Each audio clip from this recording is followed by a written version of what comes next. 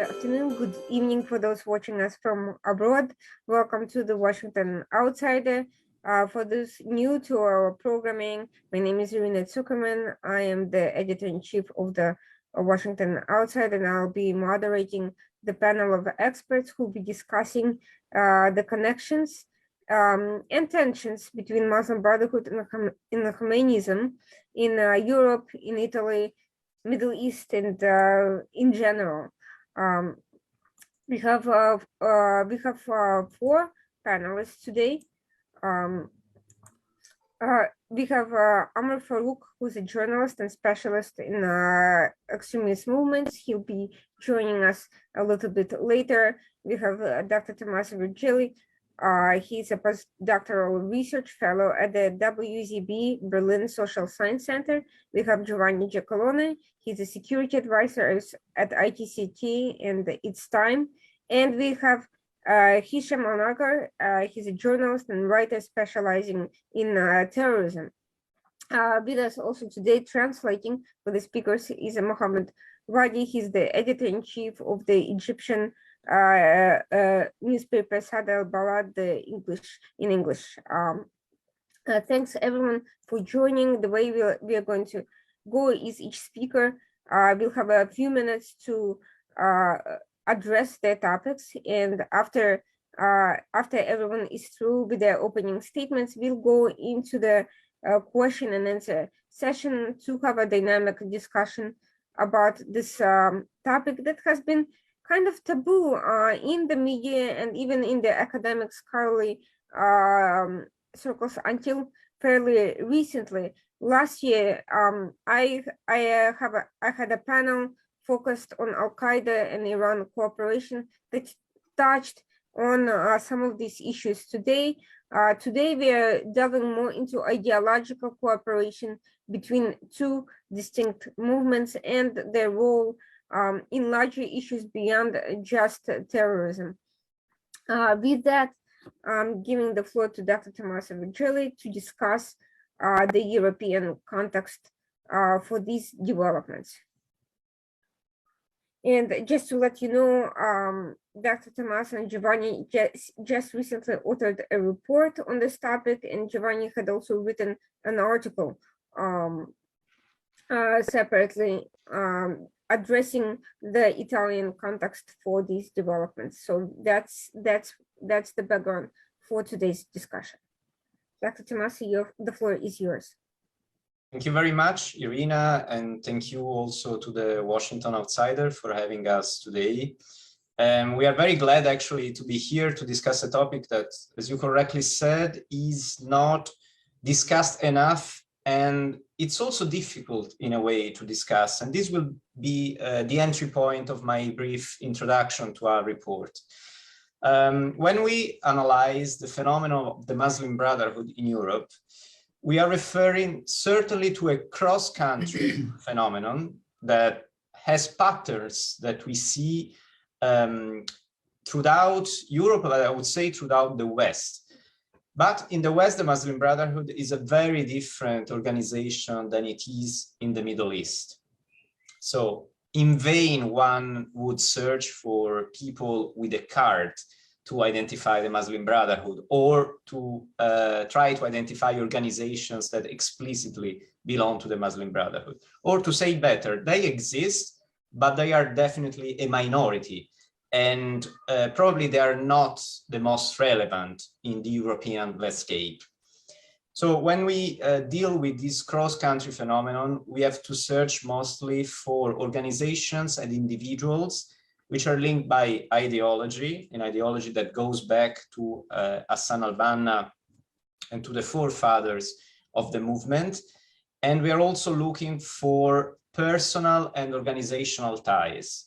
So what we see is that the same individuals are often linked by marriage or different kind of relations, family relations. They have business in common. They work in a shifting rota of organizations which are always the same organizations. Those organizations are linked by similar ideologies and similar goals. But again, it's a phenomenon that must be investigated in depth because it is not explicitly in front of us as belonging to the Muslim Brotherhood. Now, countries in Europe have started to do this job. We have now several reports, intelligent reports, parliament reports, governmental reports, so institutionally backed reports entrusted to researchers, of course, that have done their job in digging into the phenomenon. And this has happened in countries like Belgium, especially after the terrorist attacks to the airport and to the subway of Brussels. It has been done in France, in both cases by the parliament. It has been done by the intelligence service of Sweden. Germany every year releases these reports from the Office for the Protection of the Constitution that highlight the links between different Islamist organizations, the Muslim Brotherhood, but also Shia, since we are speaking also of the Khomeinist reality. And the UK, of course. Even at the European Union level, where just like in countries of the European Union, we witness a high level of support to Muslim Brotherhood organizations, to Muslim Brotherhood linked, I would say, organizations by institutions. Still, even at the European Union, something is now going on. Recently, I co-authored a report for the ER group at the European Parliament, which is one of the initiatives that come from the European Parliament to grill the Commission with questions on why there is this form of support, which is both money and also empowerment to Muslim Brotherhood linked organizations and individuals.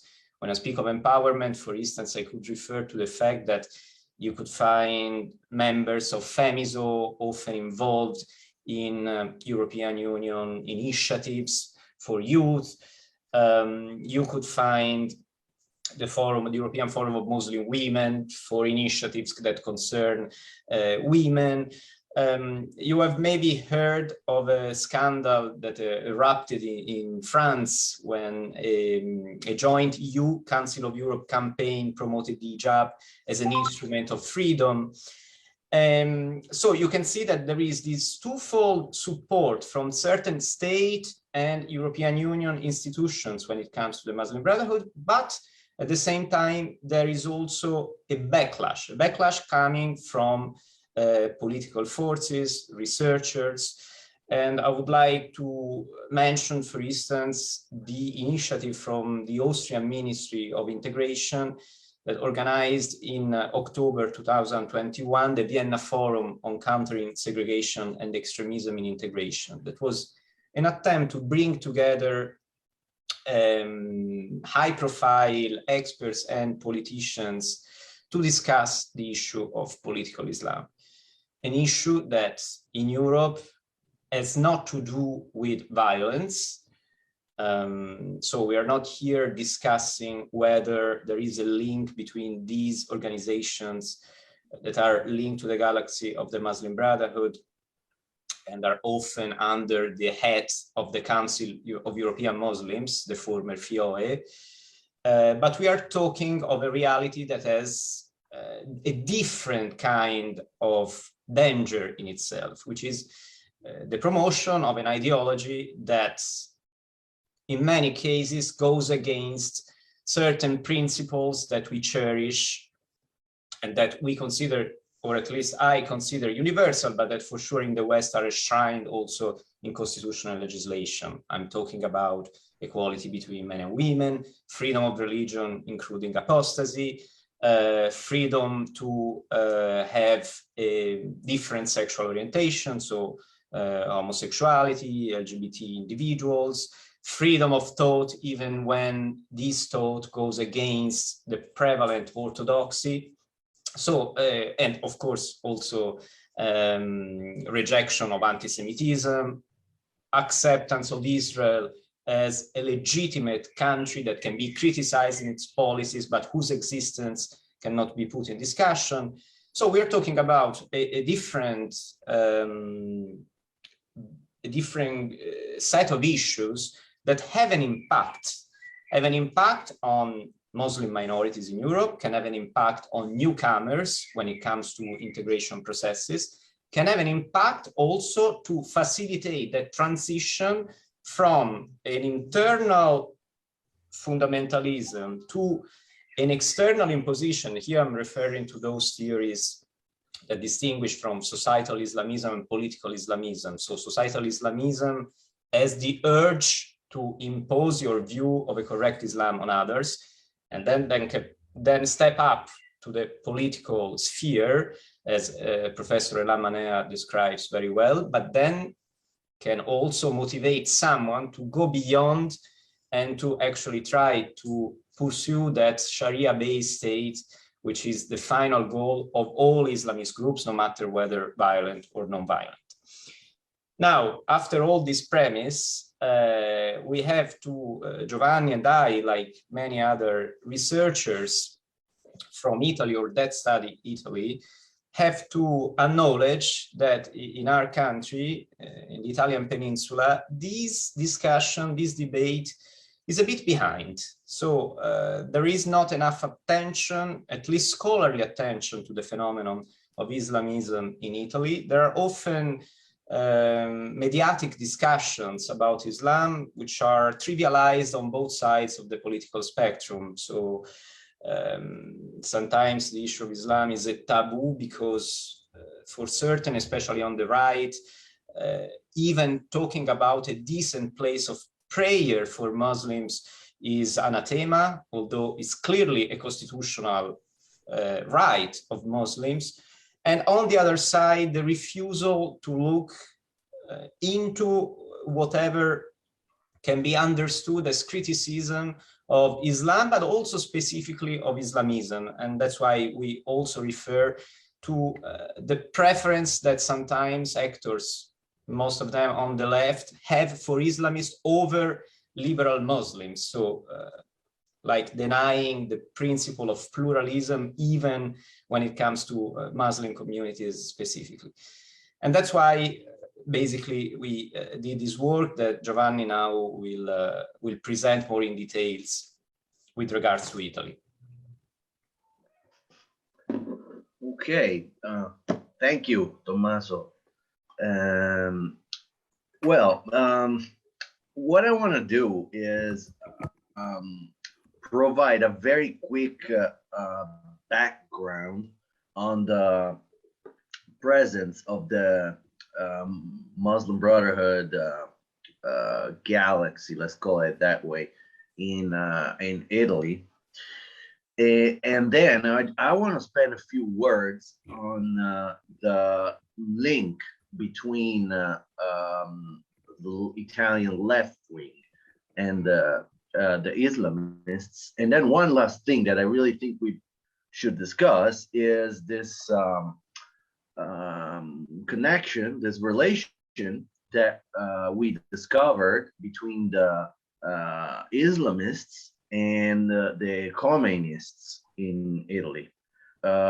We call that an alliance. We'll see why. I mean, we'll see why when we go over this topic.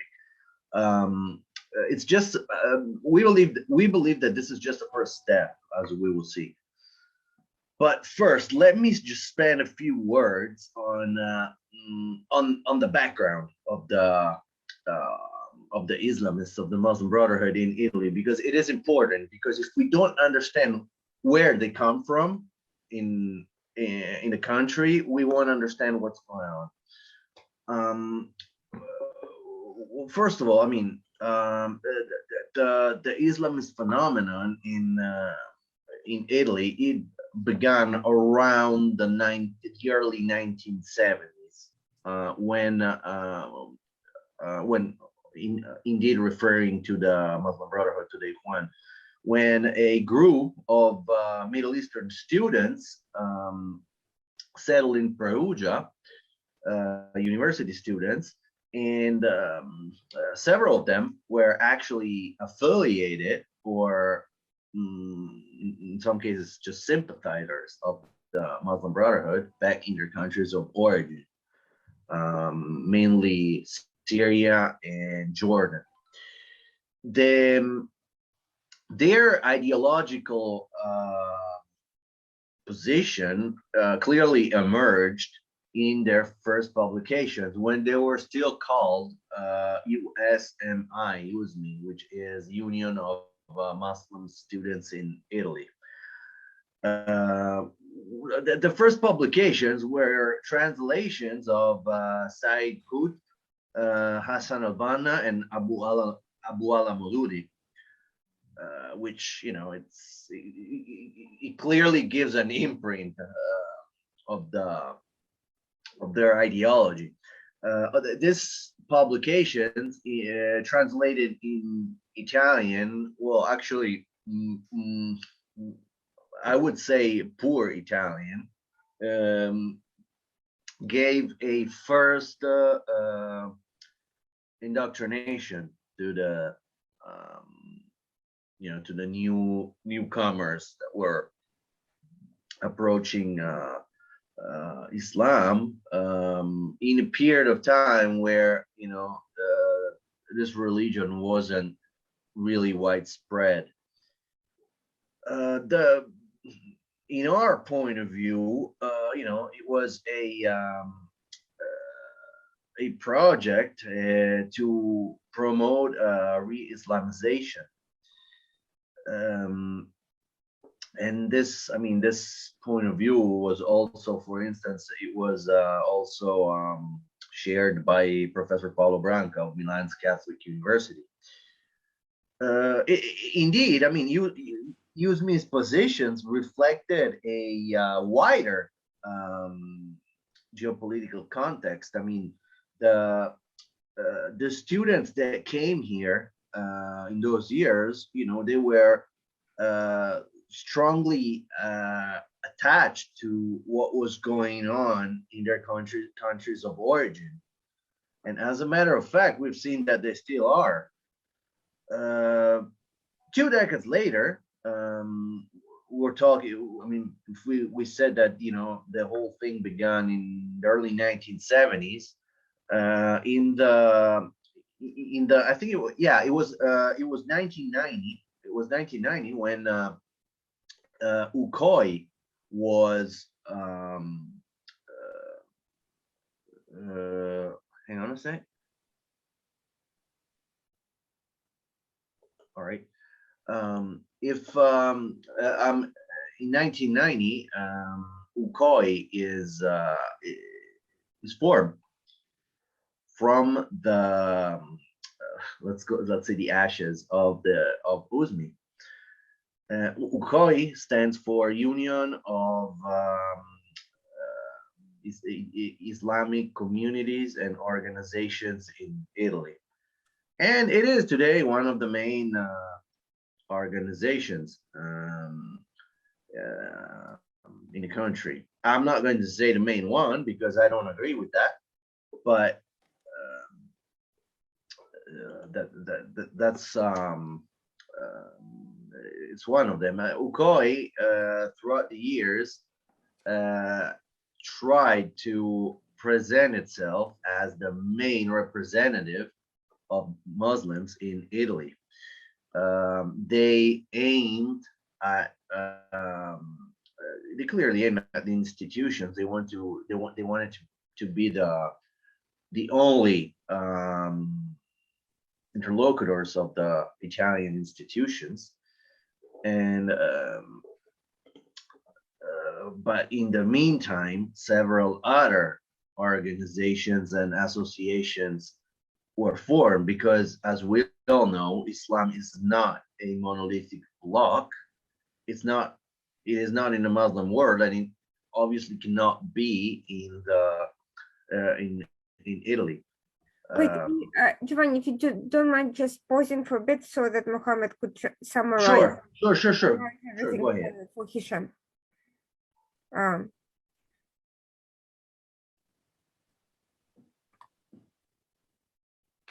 Okay, Irina, could you tell me who is the next speaker?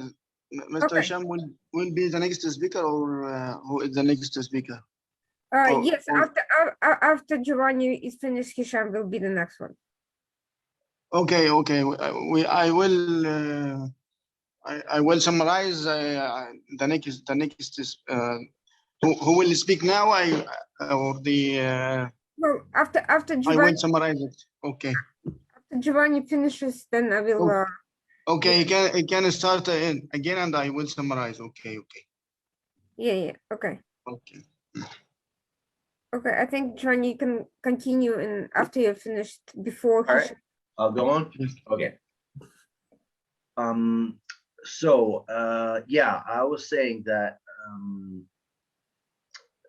other organizations and associations were formed because clearly Islam is not a monolithic block, and you know, there are different expressions, and they should all have the right to have their voice heard. Ukoi has come under throughout the years. Ukoi came under the lens of media because of several issues. First of all, they've always denied any affiliation with the Muslim Brotherhood. In 2006, they published a series of articles in different Italian newspapers where they compared the Israeli bombing of Gaza to the Nazi massacre in 1944 in Marzabotto. And this generated a series of heavy protests among the Italian political arena. In 2013, at the time of the overthrow of Mohammed Morsi in Egypt, some members of the youth section of the Muslim Brotherhood became active supporters of the ousted Islamist government, and they formed I would call it a coordination. It was basically an association called Committee for Democratic Egypt, but they were active around Rab al-Adawiya, and they were all members of the youth section of Ukoi, which is called GMI, Young Muslims of Italy. We have seen the Islamic Alliance, which was blacklisted by the United Arab Emirates, active in on many occasions, and among them were members of the including one member of the directive board. So we have seen some connection, and the serious, the interesting thing is that in June of 2020, the Secretary General of the Great Mosque in Rome, Abdullah Redwan, publicly accused on Facebook the President Emeritus of Ukoi, Syrian Dr. Mohammed Murdashan, of being the founder of the Muslim Brotherhood in Italy. I mean, this was written. This was clearly written on Facebook, and he even accused Ukoi of attacking those Islamic groups that did not want to be under the rule of the Muslim Brotherhood. And this was a serious blow for Ukoi for two reasons. First of all, because it came from a very important institutional authority within Islam in Italy. As a matter of fact, the Great Mosque of Rome is the only Islamic center that is recognized as a religious entity by the Italian institution. Secondly, because it was the first time that a very influential voice within organized Islam publicly connected Ukoi to the Muslim Brotherhood, denouncing its modus operandi and even naming specific high-ranking members. Now, as Tommaso first said, um, there is this interesting connection between the Muslim Brotherhood area and the center left, specifically the Democratic Party, which on many occasions has shown its sympathies towards Islamist actors. And let me just give you a few examples. And by the way, this is all in the report. In June of 2012, Democratic Party candidate and now parliament member Lia Quartapelle published and later removed, we had the screenshots though, a post entitled "We are all Muslim brothers." Siamo tutti fratelli musulmani. We're all Muslim brothers. Where she defended the Egyptian Muslim Brotherhood, and she even compared. Well, this was in relation to the Egyptian Constitutional Court that had to solve the parliament. And she basically compared the situation to Algeria in the 1990s with the Front Islamique and with Hamas in 2006, saying that whoever supports democracy in the world today cannot but support the Muslim Brotherhood. A few years later, Quartapelle politically backed Democratic Party candidate Sumaya Abdelkader, who is the daughter of one of UKOI's founders. And by the way, her husband is the one who wrote that he wanted to control, alt, cancel Israel from the map.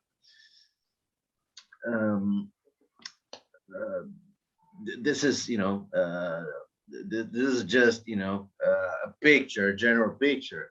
I mean, in 2016, Partito Democratico, Democratic Party, the party put forward another controversial candidate who was very well known in Milan's Islamist environment due to his link to the Islamic Alliance and to Ikhwani and Salafi areas. And then they had to withdraw the candidate because the things became quite embarrassing, especially due to some pictures of him, not just because of the Islamic Alliance, but also because of some pictures of him with Kuwaiti preacher Tariq Swaidan. So this is, this is a general picture, okay? So keep in mind, we have this Muslim Brotherhood galaxy, and as Tommaso correctly said at the beginning, it's not, it cannot be demonstrated, it cannot be proved through membership cards, but it can become quite clear if we start studying the structure, the connections, the ideological pattern. Okay, now I want to jump to the hottest part of the discussion here, which is the link that we found between the Islamist galaxy, the Sunni Islamist galaxy, and the Khomeinists, the Shia Khomeinists, because it turned out that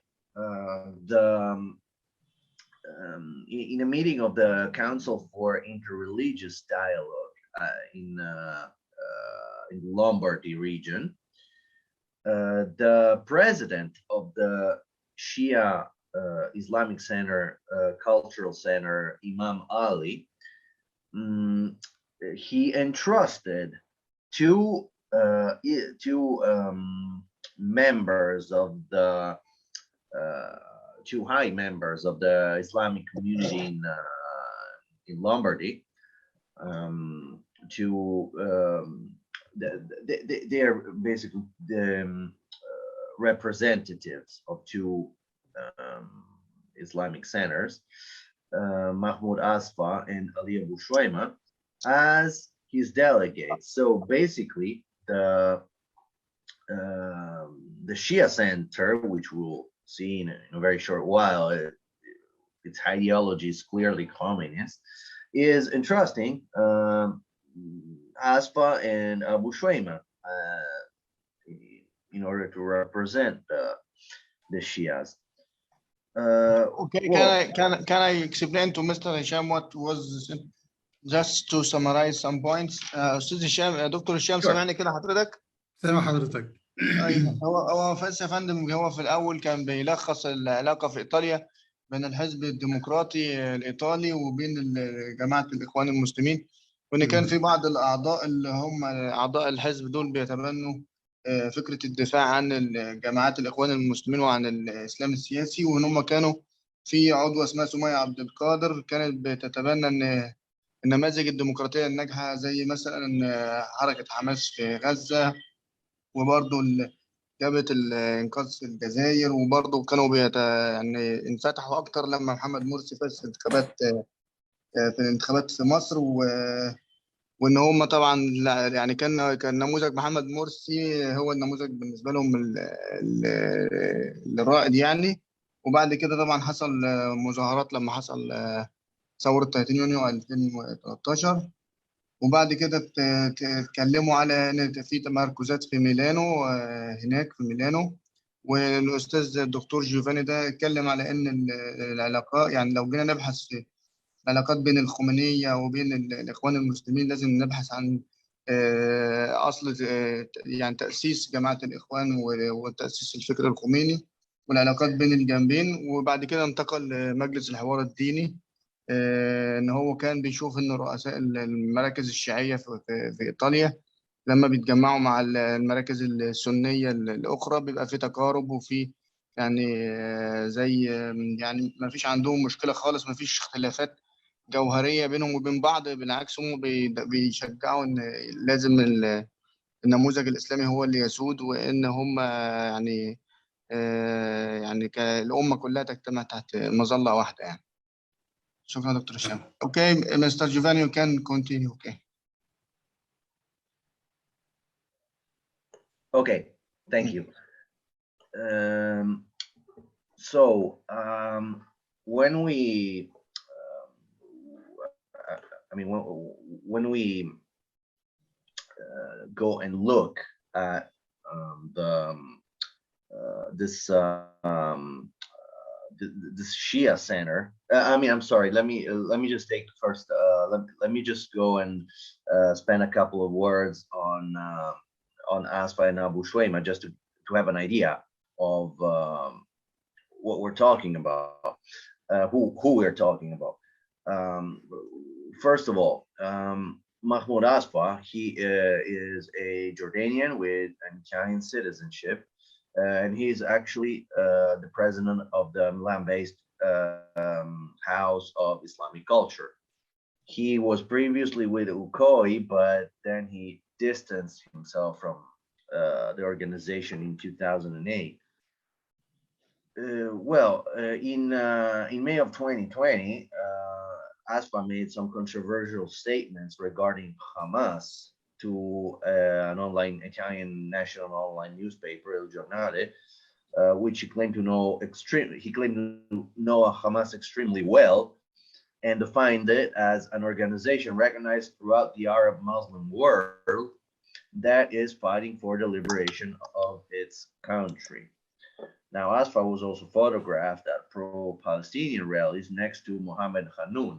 Now, those who monitor Hamas in Europe know that he is the president of the Charitable Association for Solidarity with the Palestinian People, also known as ABSPP, which, according to the Israeli Domestic Security agency.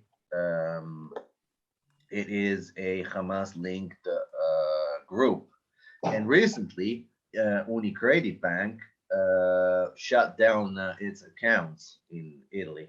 That was in December of 2021 due to a series of suspicious transactions.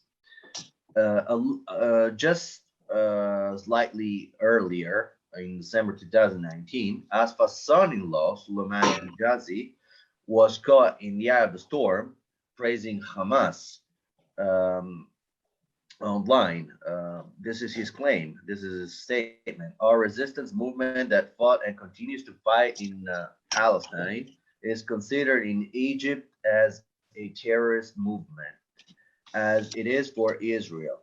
This acts against the resistance continue to show that Gaza is our only way to get to freedom, and it shows that unfortunately we have an enemy who is a monster and takes orders from Israel and America. That usual dog that takes orders, Al-Sisi. This is his statement. Now, Asfa's son-in-law, Jazi, is also an activist of the already cited charitable association of solidarity with the Palestinian people. And now, regarding Abu Shwaima, well, he has a history of membership in organizations that have been linked to the Muslim Brotherhood. I mean, he was a founding member of the UNI, the Union of Muslim Students in Italy, of UCOI. He was president of the FIOI-linked Islamic Waqf and a founding member of the European Institute of Human Sciences in France.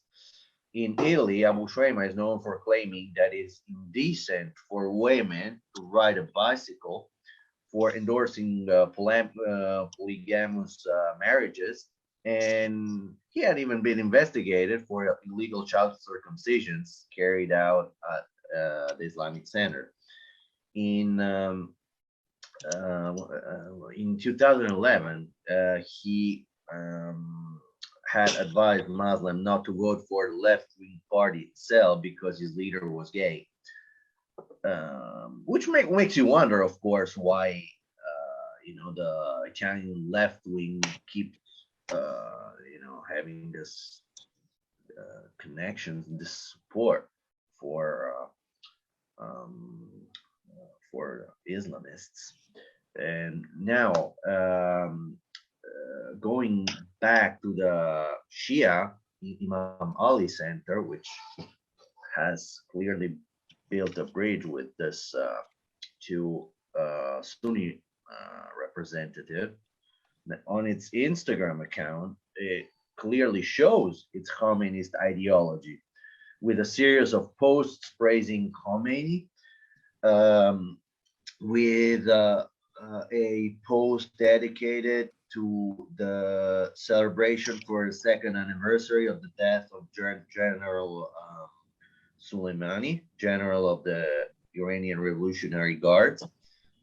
And it advertised a conference on the Islamic resistance to U.S. hegemony with the participation of the Iranian consul.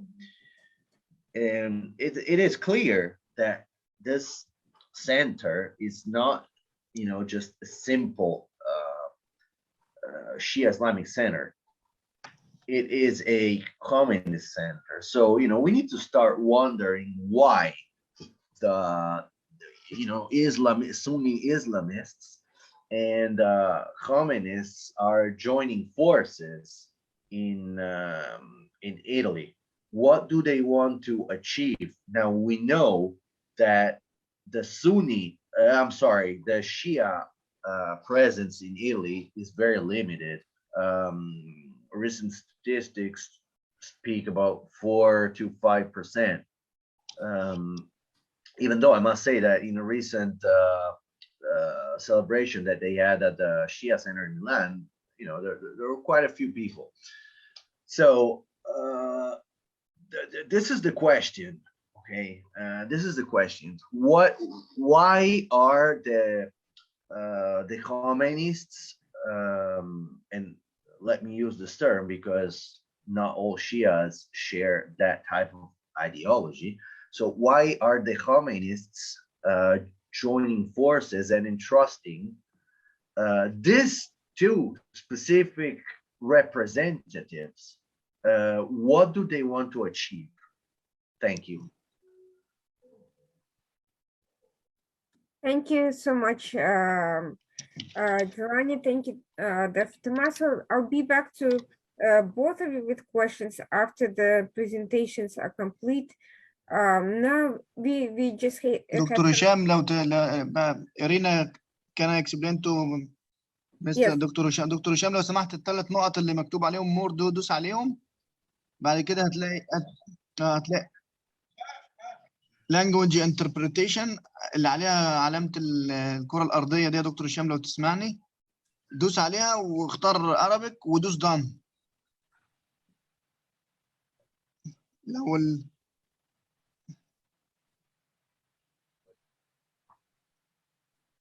دكتور هشام سامعني كده حضرتك؟ نعم سامعك. أنا وصلتك فكرة الترجمة الفورية اللي هو الثلاث نقط وندوس عليها مور ونختار تاني أيقونة اللي هي عليها الكرة الأرضية. أيوة. ونختار Arabic وبعدين ندوس ميوت اوريجينال اوديو اللي هي تحت دي وندوس دان من فوق. او ده حضرتك تحب كده. خلاص دكتور دان. طيب لحظة واحدة. اوكي Arabic دان. طيب فين دان؟ اوكي Irina you can continue. So basically what I was going to say is we are actually going to move to to Hisham next. And I just wanted to clarify the issue with the interpretation. There are two ways of going about it. Either Hisham can do his presentation and just pause at times, or afterwards the interpreter can summarize what he said, or there's also an option for simultaneous interpretation on the screen. So you can select the option to listen to his presentation, whether just listen to him as he speaks in Arabic, or I think the interpreter, if he's able to do simultaneous interpretation, then we might be able to hear it in English. I just wanted to ask about that. نعم أنا جاهز. ما هو السؤال الآن؟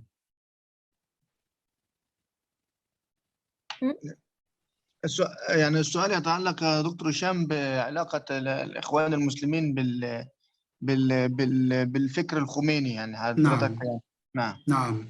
بالنسبة للتوترات الموجودة خاصة وهي واسعة خاصة بالشرق الأوسط، وهي انعكاس مباشر لمبدأ تصدير الثورة الذي جعله الخميني أول مبادئ الثورة الإسلامية. على صعيد العلاقة بين الإخوان والخمينية فقد شابه التوتر خاصة بعد صعود الحركة السلفية السنية التي يعادي بعضها إيران، وهذا وضح في بؤر الصراعات تحديدا بعد حرب العراق عام 2003 والتنافس هناك على السلطة والموارد، ثم الأزمة السورية سنة 2011 والتي شهدت اشتباكات مسلحة ممتدة بين جناحي الإسلام السياسي السني والآخر الشيعي، حيث يعتبر أحدهما نظام بشار الأسد عدواً والآخر يعتبره صديقاً. رغم ذلك ظلت العلاقات بين رأسي الإخوان والخمينية في العالم أردوغان وخامنئي جيدة، حيث يجمعهما مع روسيا تحالف ثلاثي منذ 2017. كما عادت العلاقات بين حماس وحزب الله بعد أن تباعدا لفترة وجيزة بسبب المسألة السورية. كذلك الحال في الشأن اليمني، فبعد توتر بين الإخوان والحوثيين بعد دخول وكلاء إيران صنعاء واستيلاؤهم على صنعاء سنة 2014، إلا أن تعاونهم بعد ذلك طوى فترة التوتر خاصة بعد التقارب الإيراني القطري في صيف 2017. إذن رغم التوتر اللي شبهه هنري كيسنجر بالتوتر الكاثوليكي البروتستانتي بعد انشقاق مارتن لوثر كينج عن كنيسة روما سنة 1517، إلا أن المصلحة المشتركة بين الإخوان والخمينية تطغى في النهاية، ويرون أن الأعداء المشتركين بينهما خاصة الأنظمة العربية هي الأولى بالمواجهة مع تبادل وتوزيع الأدوار والنفوذ، وليس احتكاره لدى طرف واحد. لذلك رأينا هناك اتفاق ضمني على أن تهيمن الخمينية أو الإسلام السياسي الشيعي على فضاء الشرق العربي والشام في لبنان، سوريا، العراق، اليمن، بينما تتمدد جماعة الإخوان في فضاء آخر هو الفضاء العربي السني في مصر وتونس وليبيا والسودان والجزائر إلى آخره. لا يمنع هذا وجود تنافس بين تركيا وإيران على احتواء جماعة الإخوان بوصفها أكبر تنظيم إسلامي سني في العالم والفوز بخدماتها لتحقيق نفوذ إقليمي ودولي من خلال الضغط بها وتوظيفها. هدف الخمينية من وراء إقامة علاقات مع جماعة الإخوان المسلمين الحرص على تعميم نموذج إيران الإسلامي الثوري في قلب الفضاء السني، وتخفيف حدة العداء لها من خلال وكلاء سنة زي الإخوان في مواجهة تشويه التيار السلفي والسلف الجهادي ممثلا في داعش لصورتها. أظن أن التوتر خلال ال10 سنوات الماضية نبع من الأساس من تحالف الخمينية والإخوان. لا أنكر وجود التحالف الإخوان التركي في إطار التنظيم الدولي للإخوان، لكن أتحدث عن العامل الأهم وهو الخمينية. فتبني الإخوان الثورية الإسلامية راجع لتأثرها بثورة الخميني في الأساس، وما سعت لتطبيقه خلال عامها في السلطة بمصر هو نموذج دولة المرشد في إيران، وليس الأسلمة المتدرجة أو التخفي وراء العلمانية وفق نموذج أردوغان. صعود الإخوان في قلب الأحداث ثورات الربيع العربي وما جرى أثناءها من هيمنتها على السلطة، وبعد ذلك من عام 2011 و2012 في تونس ومصر، والفوضى والعنف والإرهاب الذي ارتكبته بعد عزلها عن السلطة، تأثر به العالم كله. فانفجار الأوضاع في سوريا وانفجار الأوضاع في ليبيا، انفجار الأوضاع في عموم الدول العربية ودخول بعضها في حروب أهلية أدى لهروب أعداد هائلة من مواطنيها وطلبها اللجوء للدول الأوروبية. هذا لم يكن مسؤولية الدول العربية وحدها. فمن بعث في الفكر التكفيري للحياة، من بعث فيها الحياة وضاعف من قوة التنظيمات وحولها لشبكات مترابطة، تنظيمات الإسلام السياسي الشيعي وتنظيمات الإسلام السياسي السني، وحولها لتنظيمات مترابطة المصالح رغم اختلافها في المذهب وفي الفكر، هو الدعم والتمويل الخارجي القادم من قوى إقليمية لديها مشاريع توسعية صريحة، علاوة على رعاية بعض الدول الغربية لمشروع الإخوان في الحكم. أيضا لم تكن الخمينية بعيدة عن أطماع ورغبة أردوغان في أن يكون سلطان الإسلام في العالم مثل الخميني، فهو أراد ببساطة شديدة أن يكون خميني السنة، وهذا أفقد أوروبا أولا حليف علماني بالنظر لما يقوم به أردوغان من تغيير للهوية ومناهج التعليم داخل تركيا باتجاه استعادة نموذج الفاتحين الغزاة العثمانيين تحت عنوان الجهاد، وتسمية اليهود والمسيحيين في مناهج التعليم التركية حاليا كفارا إلى آخره، علاوة على ما يقوم به من عزل للمسلمين الأوروبيين بجهود التنظيم الدولي للإخوان داخل بلدانهم، وخلق غيتوهات في دول أوروبا، غيتوهات إسلامية كارهة وحاقدة على دولها ومجتمعاتها بالتعاون مع التنظيم الدولي للإخوان. هناك اختلافات بلا شك بين الخمينية والإخوان، ولا يختلف الإسلام السياسي الشيعي والخمينية من جهة عن الإخوان والإسلام السياسي السني كثيرا، الاختلاف بينهما هو مصدر خطورة الخمينية بوجهة نظري، ويكمن في أن الخمينية كممثلة للإسلام السياسي الشيعي موحدة، لها مرشد واحد في إيران، ولا يوجد تنافس وصراع بين أكثر من مرشد، ولا تنافس ولا صراع بين أكثر من فصيل. هناك اتفاق بين الحشد الشعبي وحزب الله والحوثيين إلى آخره، ويتبعون مركز واحد، بعكس الإسلام السياسي السني حيث ينافس الإخوان فصائل أخرى كداعش والقاعدة، وجميعها يسعى لتمثيل الإسلام السياسي السني. وهناك أكثر من خليفة يتنافس على زعامة الإسلام السياسي السني، خليفة الإخوان أردوغان، وخليفة داعش أبو الحسن الهاشمي، وأمير طالبان هبة الله أخوندزادة، بعكس الإسلام السياسي الشيعي الذي يحظى بمرشد واحد فقط على مستوى العالم وهو الموجود في إيران.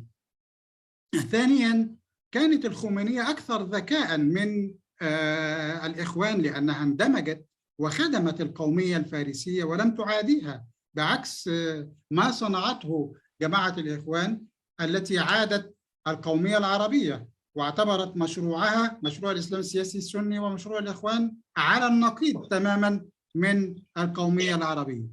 هذه الاختلافات بين الخمينية والإخوان أسهمت في تميز الإسلام السياسي الشيعي عن نظيره السني في نجاح النسخة الشيعية في السيطرة على السلطة لعقود طويلة في إيران أولاً، وتأسيس ما يشبه الولايات الخارجية. نعم بعضها غير مكتمل، ولكن هناك بالفعل ما يشبه نظام الولايات في الدول العربية تابعة للمركز في إيران، مثل ما هو موجود في العراق وفي سوريا ولبنان واليمن، وهو ما لم تحققه جماعة الإخوان المسلمين وفشلت في تطبيقه في المنطقة العربية لصالح المركز تركيا ما بعد 2011. نستطيع أن نصف ذلك بالقول بأن الإخوان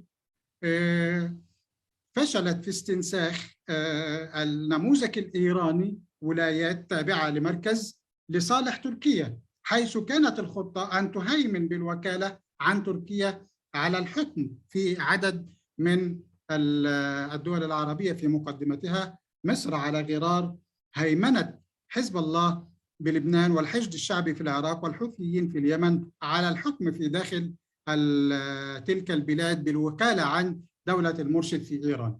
هذا النجاح للخمينية لا يعني أنهم مختلفون في طريقة إدارة الدول عن جماعة الإخوان، فهم مثل الإخوان لا يحسنون التحدث بلغة العصر، دورهم يقتصر على رهن الدولة وثرواتها لدولة المركز في إيران، ويعوضون العجز في السياسة والاقتصاد بالإقصاء والتصفية الجسدية. ولا يخفى علينا كيف يعربد حزب الله في إيران بالاغتيالات ضد السياسيين والصحفيين ورجال الأمن في لبنان. لكن أفاد الخمينيين أو الإسلام السياسي الشيعي مسألة خدمة القومية الفارسية مثل ما قلنا، وحدة المرشد والفصائل، الاحترافية أيضا في تشكيل الميليشيات المسلحة بالمقارنة بجماعة الإخوان، واستخدام القوة لإخضاعها الدول. الإخوان فصلت بين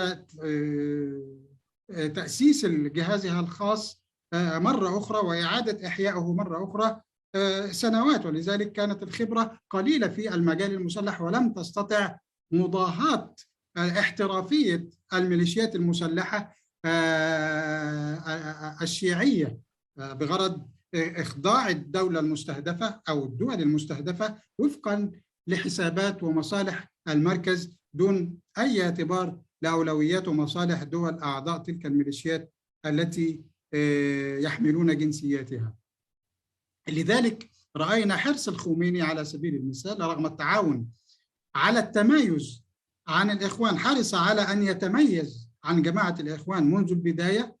فمثلا رفض الخميني ما عرضه قادة الإخوان عليه، ومن ضمنهم من الأحياء الآن يوسف ندى الملياردير الإخواني في أوروبا، وراشد الغنوشي أن تبايعه جماعة الإخوان كخليفة للمسلمين. نعم، رحب بالتعاون الخميني، لكنه رفض فكرة الاندماج وأن يكون خليفتهم المعلن، لأن الاندماج يضيع هوية المشروع الشيعي في السلطة ويؤدي لهدم البناء العقائدي للشيعة الإمامية مثل ما تصور الخميني ساعتها.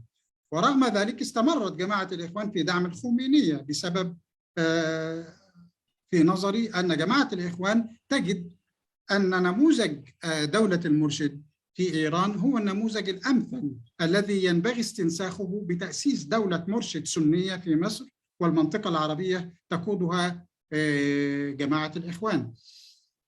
الجزء الثالث من مسلسل الاختيار المهم الذي كشف أسرار هذه الفترة وعرض قريبا خلال شهر رمضان الماضي وشاهده الملايين، كشف الروابط المنهجية بين فكر ومشروع الإخوان من جهة وفكر ومشروع الخمينية من جهة أخرى، من خلال توثيق انحياز قادة جماعة الإخوان أثناء عام حكمهم لمصر سنة 2012 لتطبيق النموذج الإيراني مقابل فتور حماستهم للنموذج التركي، ومحاولات الإخوان استنساخ نموذج الحرس الثوري الإيراني بالتعاون مع قادة أمنيين إيرانيين، وفي مقدمتهم قاسم سليماني الذي زار القاهرة في هيئة سائح إيراني وقابل خيرت الشاطر وبعض قادة الإخوان، إلا أن المخابرات المصرية أحبطت المخطط مثل ما وثقه هذا المسلسل المهم.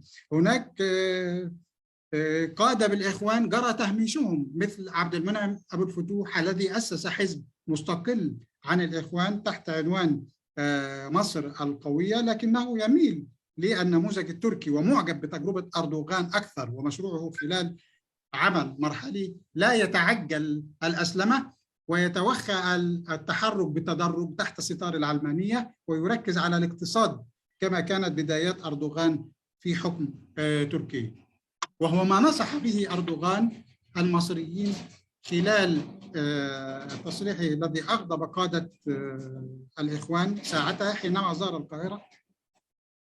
دكتور هشام ممكن دقيقة بس أوضح هذه النقطة؟ عندما نصح المصريين دكتور هشام بالاقتداء بالنموذج التركي العلماني.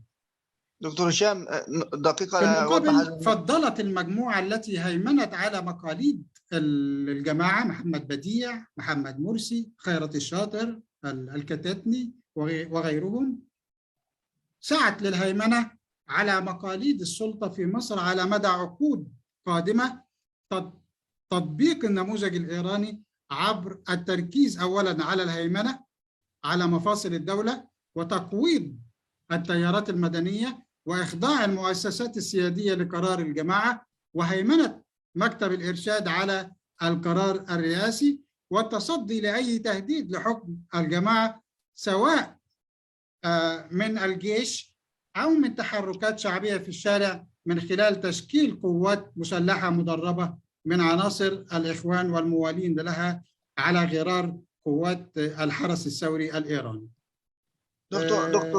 دكتور هشام لدي أفكار الآن عن تفضل.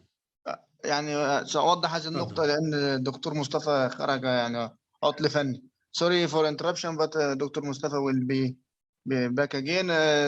This point was about the visit of Qasem Soleimani, the leader of the Revolutionary Guard in Iran, when he visited Egypt, and the Egyptian intelligence succeeded to follow him and stop the plan to militarize the Muslim Brotherhood in Egypt, like the Revolutionary Guard in Iran.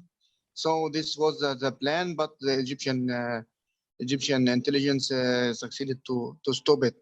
So this was the point, and also the point. دلوقتي تقدر تكمل يا دكتور هشام. سوري دكتور هشام ممكن تكمل، ومصطفى داخل خلاص يا فندم. اتفضل حضرتك، اتفضل يا دكتور. حاضر.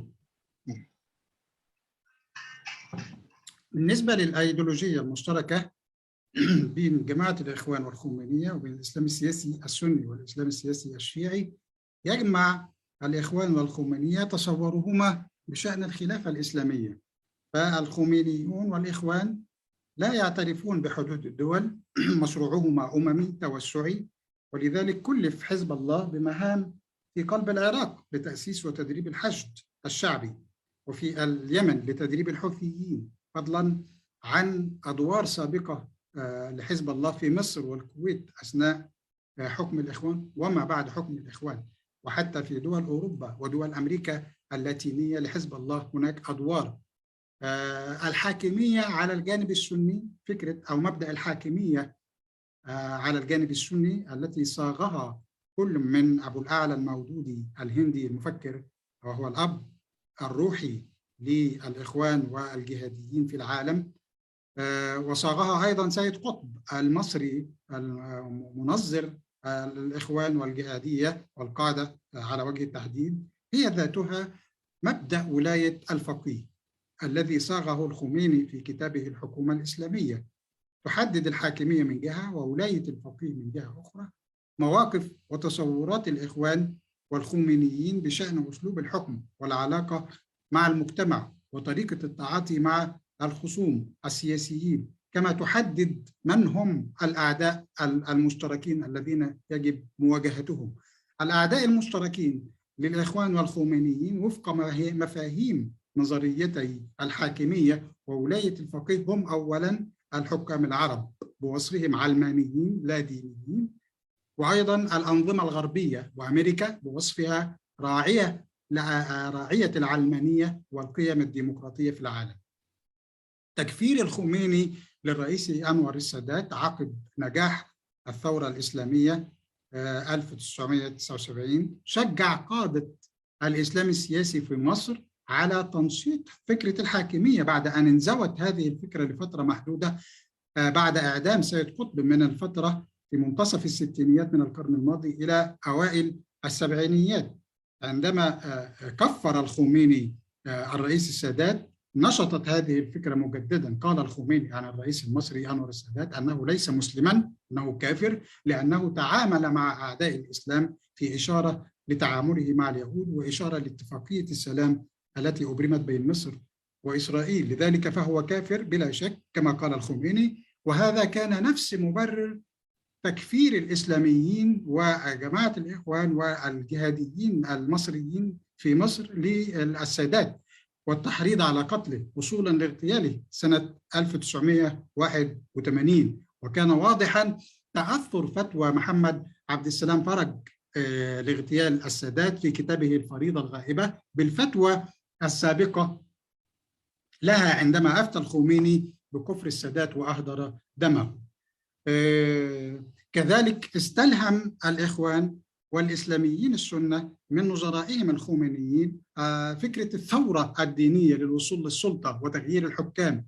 لذلك شرعوا بعد نجاح الثورة في إيران في تنظيم المظاهرات والمؤتمرات الحاشدة، منذ مظاهرات رفض الصلح مع إسرائيل والاعتراض على استقبال السادات لشاه إيران في مصر، وصولا لوصف علي خامنئي حديثا للثورة المصرية على نظام حسني مبارك بأنها استمرار للثورة الإيرانية، بعدما اتضحت فرضية استفادة جماعة الإخوان من الأحداث وأنها ستؤول لتمكينها من السلطة.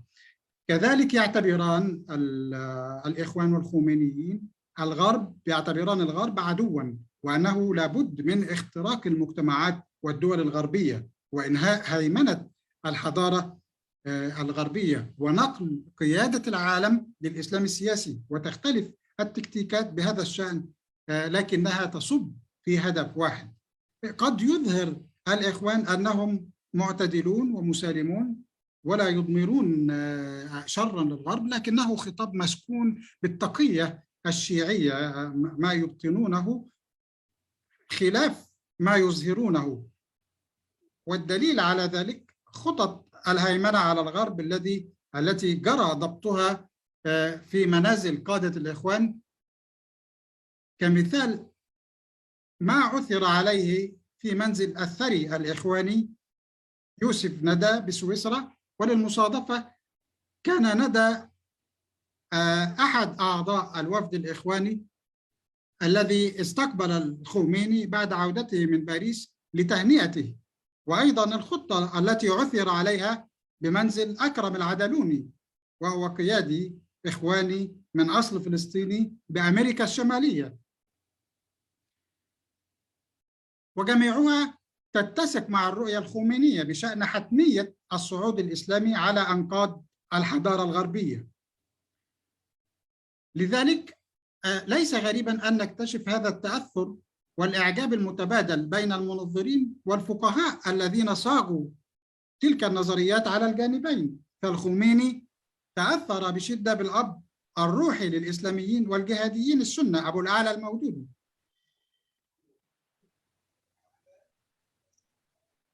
والمودودي أثنى على ثورة الخميني ووصفها بأنها ثورة إسلامية تلقى شبابها التربية في الحركات الإسلامية، مطالبا المسلمين في العالم بتأييدها والتعاون معها. دكتور هشام ممكن أوضح هذه الجزئية؟ يعني sorry for interruption but the interpreter go out again.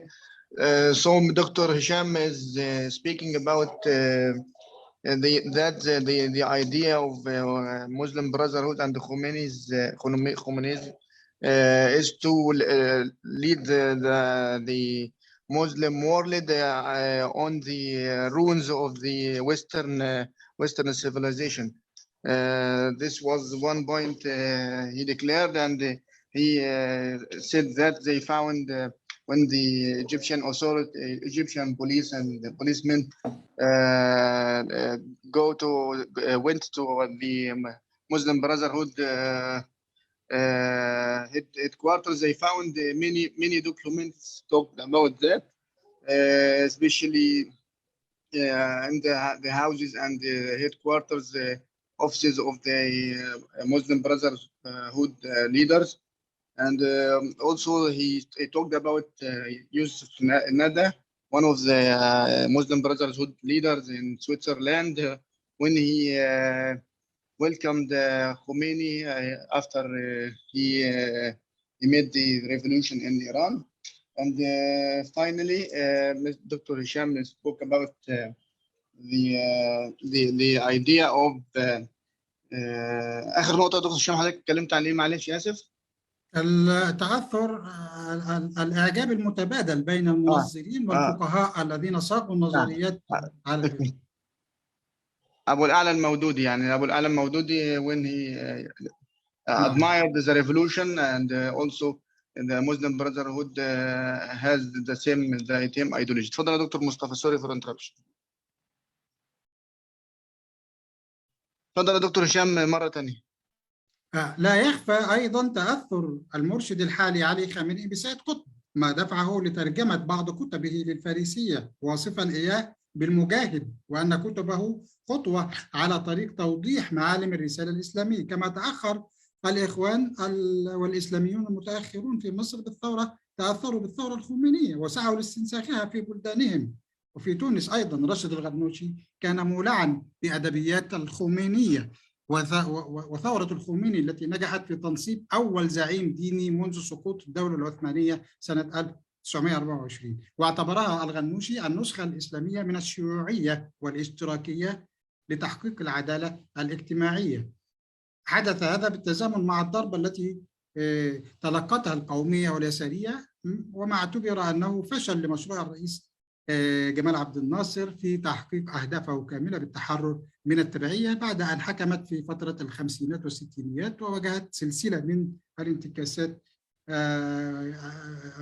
أو واجهت انتكاسة وجه التحديد كان من بينها هزيمة 1967.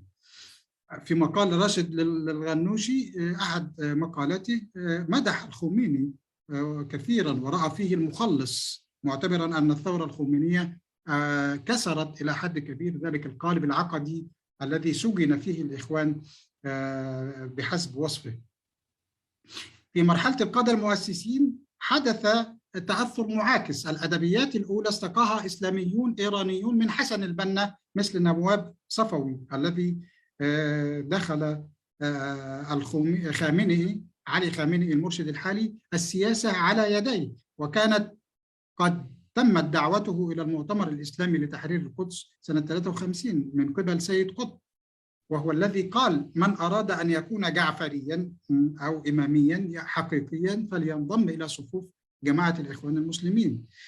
ويمتلك الطرفان المقاربة ذاتها من الصراع الإسرائيلي الفلسطيني، فهما وإن تشدقا بالانتصار للقضية وأنهم هم من وهبوا أنفسهم لتحرير القدس وطرد المحتل، يجدان أن ذلك لن يتم حاليا، إنما في مرحلة تاريخية لاحقة بعد أسلمة الدول العربية والمجتمعات العربية وإقصاء العلمانيين من حكمها واستبدالهم بحكام إسلاميين، وعندها تصبح الدول العربية جاهزة وقادرة على مواجهة اليهود في إسرائيل، حيث يعتبران الصراع دينيا في الأساس.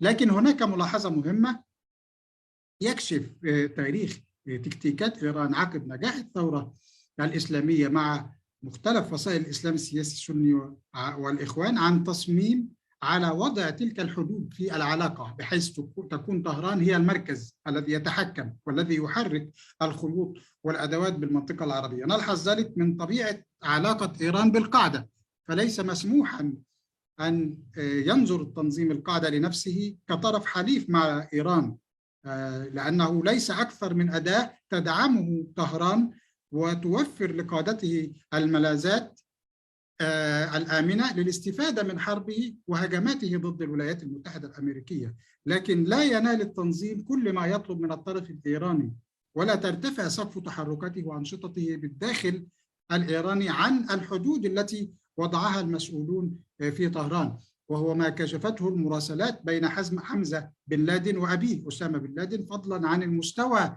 المسموح به عمليا وواقعيا لنشاط قادة القاعدة الذين تغويهم وتستضيفهم طهران.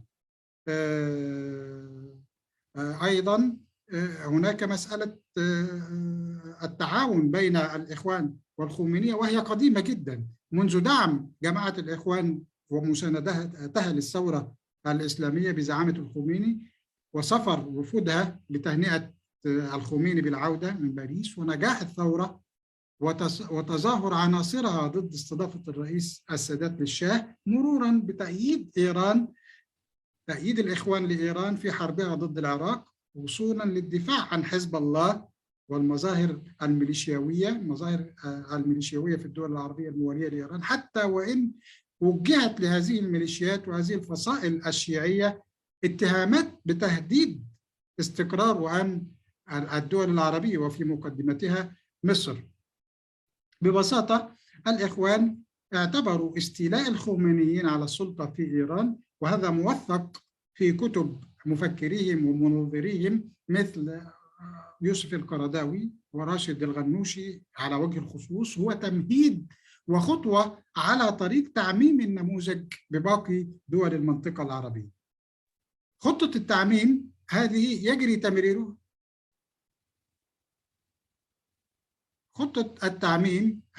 يجري تمريرها قديما والآن تحت عنوان تحقيق الوحدة الإسلامية، وأنه ليس هناك عرب مسلمين أو فرس مسلمين، بل هناك مسلمون وفقط، وإسلام عام يظلل الجميع ويتجاوز مذهبية المذاهب الأربعة عند السنة ونطاق خلافات السنة والشيعة.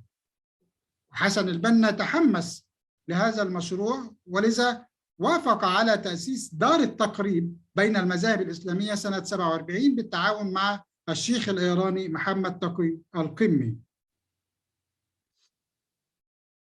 ثم بعد ذلك إنشاء مؤتمر الوحدة الإسلامية بدعوة من المجمع العالمي للتقريب بين المذاهب الإسلامية في إيران، وكذلك ينعقد بشكل سنوي دوري ما يسمى بأسبوع الوحدة الإسلامي خلال المولد النبوي منذ عام اغتيال الرئيس السادات سنة 1981 عدو الخمينية والإخوان إلى الآن.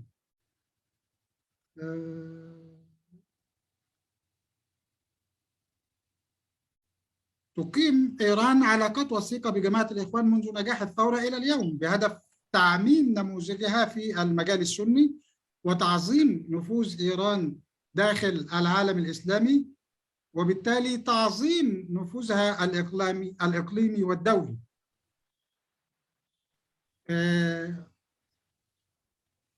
ممكن يا دكتور لأن هشام مشروع أدخل؟ إيران تحت حكم الخمينية أظنه وأرى ذلك أنه ليس محصورا داخل إيران ولا منطقة الشرق الأوسط والدلائل واضحة، بل هو كما وصفه أحد أركان هذا المشروع، مشروع الخمينية في العالم وفي المنطقة، وهو حسن نصر الله، هو الجمهورية الإسلامية الكبرى، مثل ما قال حسن نصر الله في بدايات نشاطه في لبنان.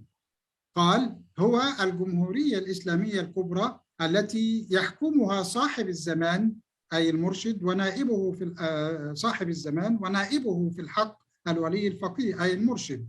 وهذا يفسر نشاط الخمينية في كل دول العالم، في الشرق الأوسط وفي أوروبا وفي إفريقيا أيضا وفي آسيا.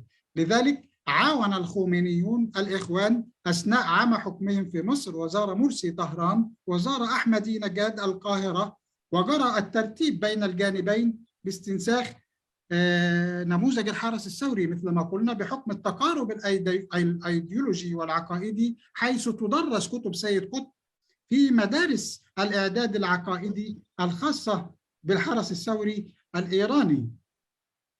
وكان الهدف من تشكيل نسخة من الحرس الثوري في مصر هو الدفاع بالقوة عن نموذج حكم الإخوان في مواجهة الجيش المصري والرافضين لحكم الإخوان من التيارات السياسية والمدنية وعامة الشعب.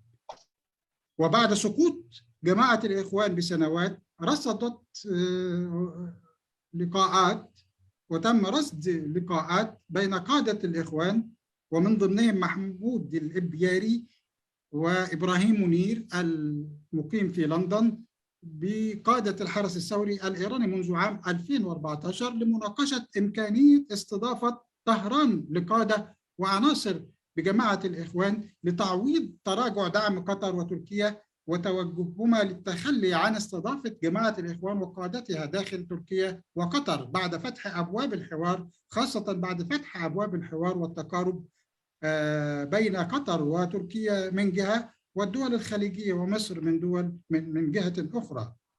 هذا فضلا عن العلاقات النوعية التي تربط الخمينيين مع الحركات الإسلامية المسلحة في فلسطين مثل الجهاد الإسلامي وحماس ودعمها بالمال والسلاح، وهذا في إطار اختطاف القضية الفلسطينية والمزايدة على الدول العربية، وأيضا تحقيق أهداف تعزيز النفوذ الإيراني باستخدام ورقة المقاومة الفلسطينية. كلما أرادت إيران أن تضغط أو تساهم في أحد ملفات النفوذ الملف النووي، سواء في إطار المنافسة الإقليمية أو مع إسرائيل أو في ملفها النووي العالق مع أوروبا وواشنطن وأمريكا، كما أنها تستخدم هذه الأدوات أي جماعة الإسلام السياسي وجماعات الإسلام السياسي السني، القاعدة، الإخوان، حماس، لتثبيت مشروعها الخاص بالهيمنة على حزام سوريا ولبنان والعراق واليمن، ما يشبه الإمبراطورية الفارسية القديمة لكنه الآن بصبغة وصيغة دينية وعقائدية. نعم.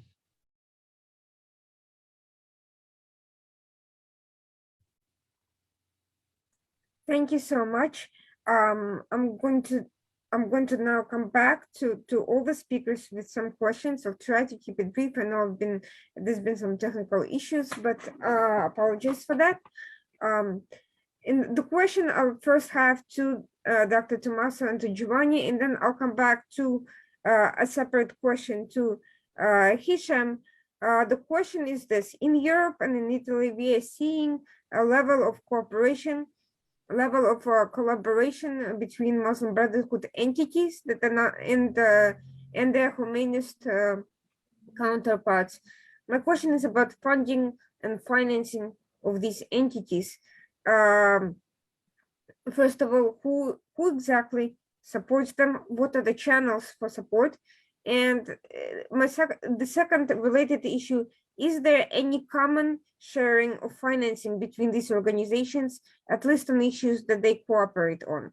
Is there a commingling of funds? Is there any sort of joint fundraising that you have observed? And that's to Dr. Tomas and to Giovanni. You can both. Who wants to go first? It's the same as you prefer. Maybe I can answer the first question briefly. The point is that there are different channels because these organizations are legitimate organizations registered as law-based organizations, often involved in human rights activities. They are very good actually at using the language that democratic institutions want to hear and then to propose their vision of what these democratic values means. And then the example that I was making before of the campaign for the hijab is emblematic.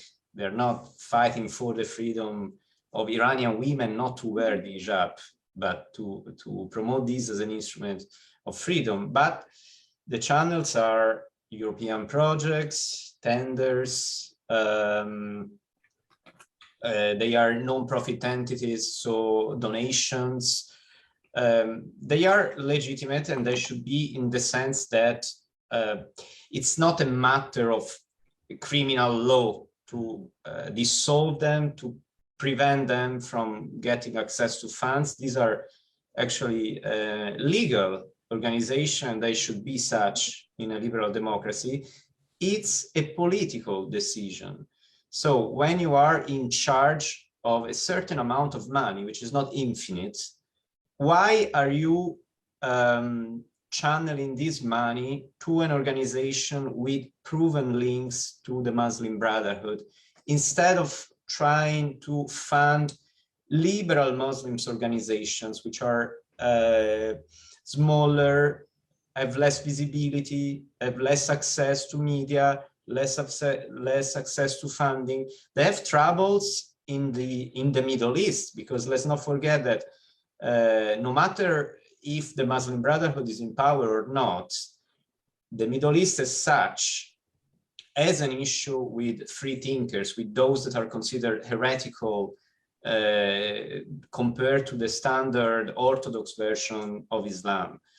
So it's a political decision to say, okay, we have a project on diversity and religious dialogue. Let's try to find a group of secular Muslims who actually endorse wholeheartedly the values of liberal democracy, and let's give that money to them. That's the main issue that should be raised at every level. Having said that, we must also understand that these policies are not univocal.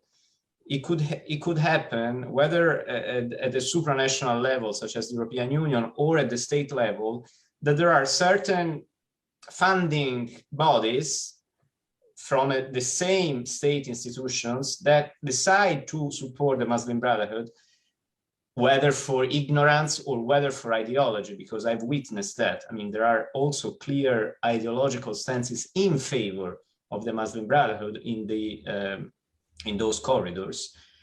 And other bodies that actually come from a different political stance and decide not to do so, or they even warn against doing so. So there is also kind of a schizophrenia there when it comes to the attitude toward Islamist entities.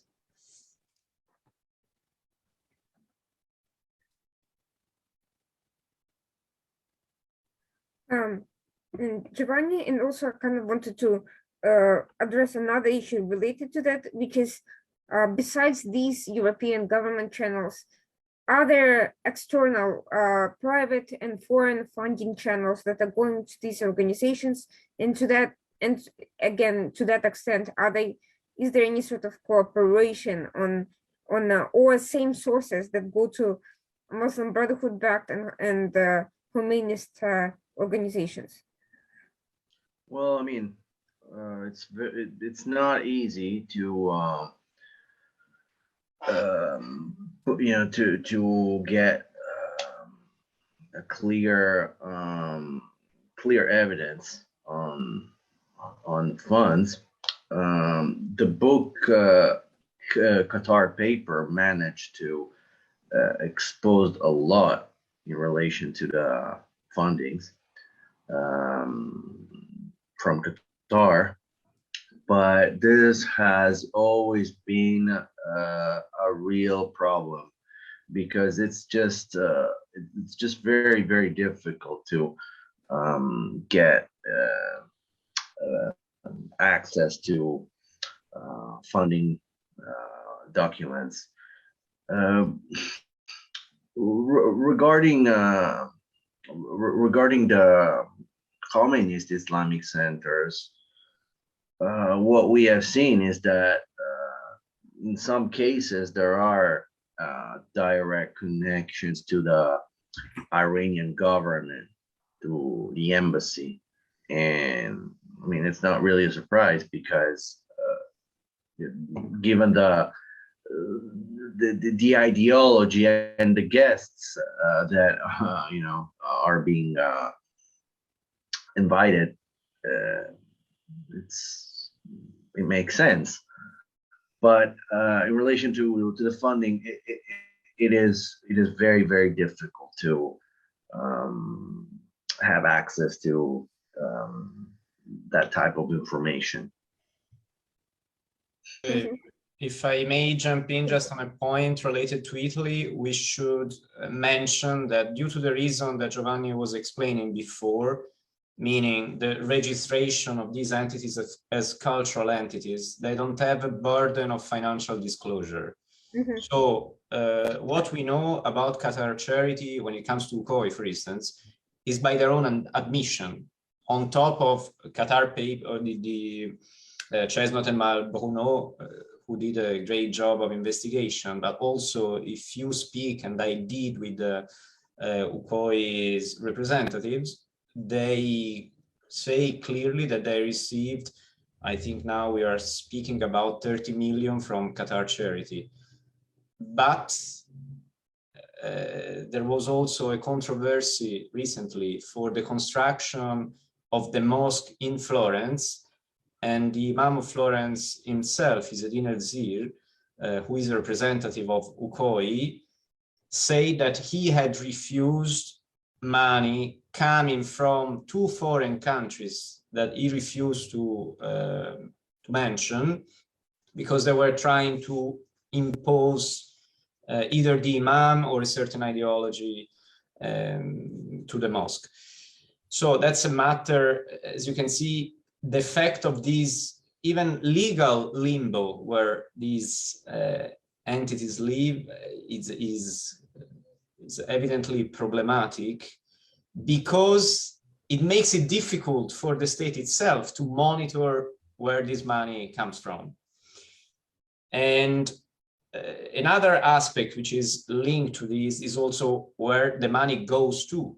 For example, now in Germany, since they have banned Hezbollah in its entirety, both in the military and in the political wing, there have been lots of investigation related to organizations linked to Hezbollah because they were channeling money that were passing through Germany, through these organizations to flow into the pocket of Hezbollah. And now, since this is prevented by the very designation of terrorism, this has been made impossible. So it's both a matter, is a matter of political will, of legislation, and also of control by state security of where the money comes and goes. Thank you. And on a related note, my question to Hisham, who mentioned that recently Iran has been hosting some of the Muslim Brotherhood leaders, as Turkey has been trying to move away from that during its diplomatic reconciliation with various countries. My question is, are we seeing a pattern of Iran playing also a greater role in funding in providing financial support for Muslim Brotherhood? Are we seeing Qatar and Iran growing closer, where previously Qatar was funding Turkey, which in turn was also providing financial support for Muslim Brotherhood? How is that relationship playing out on a bigger field?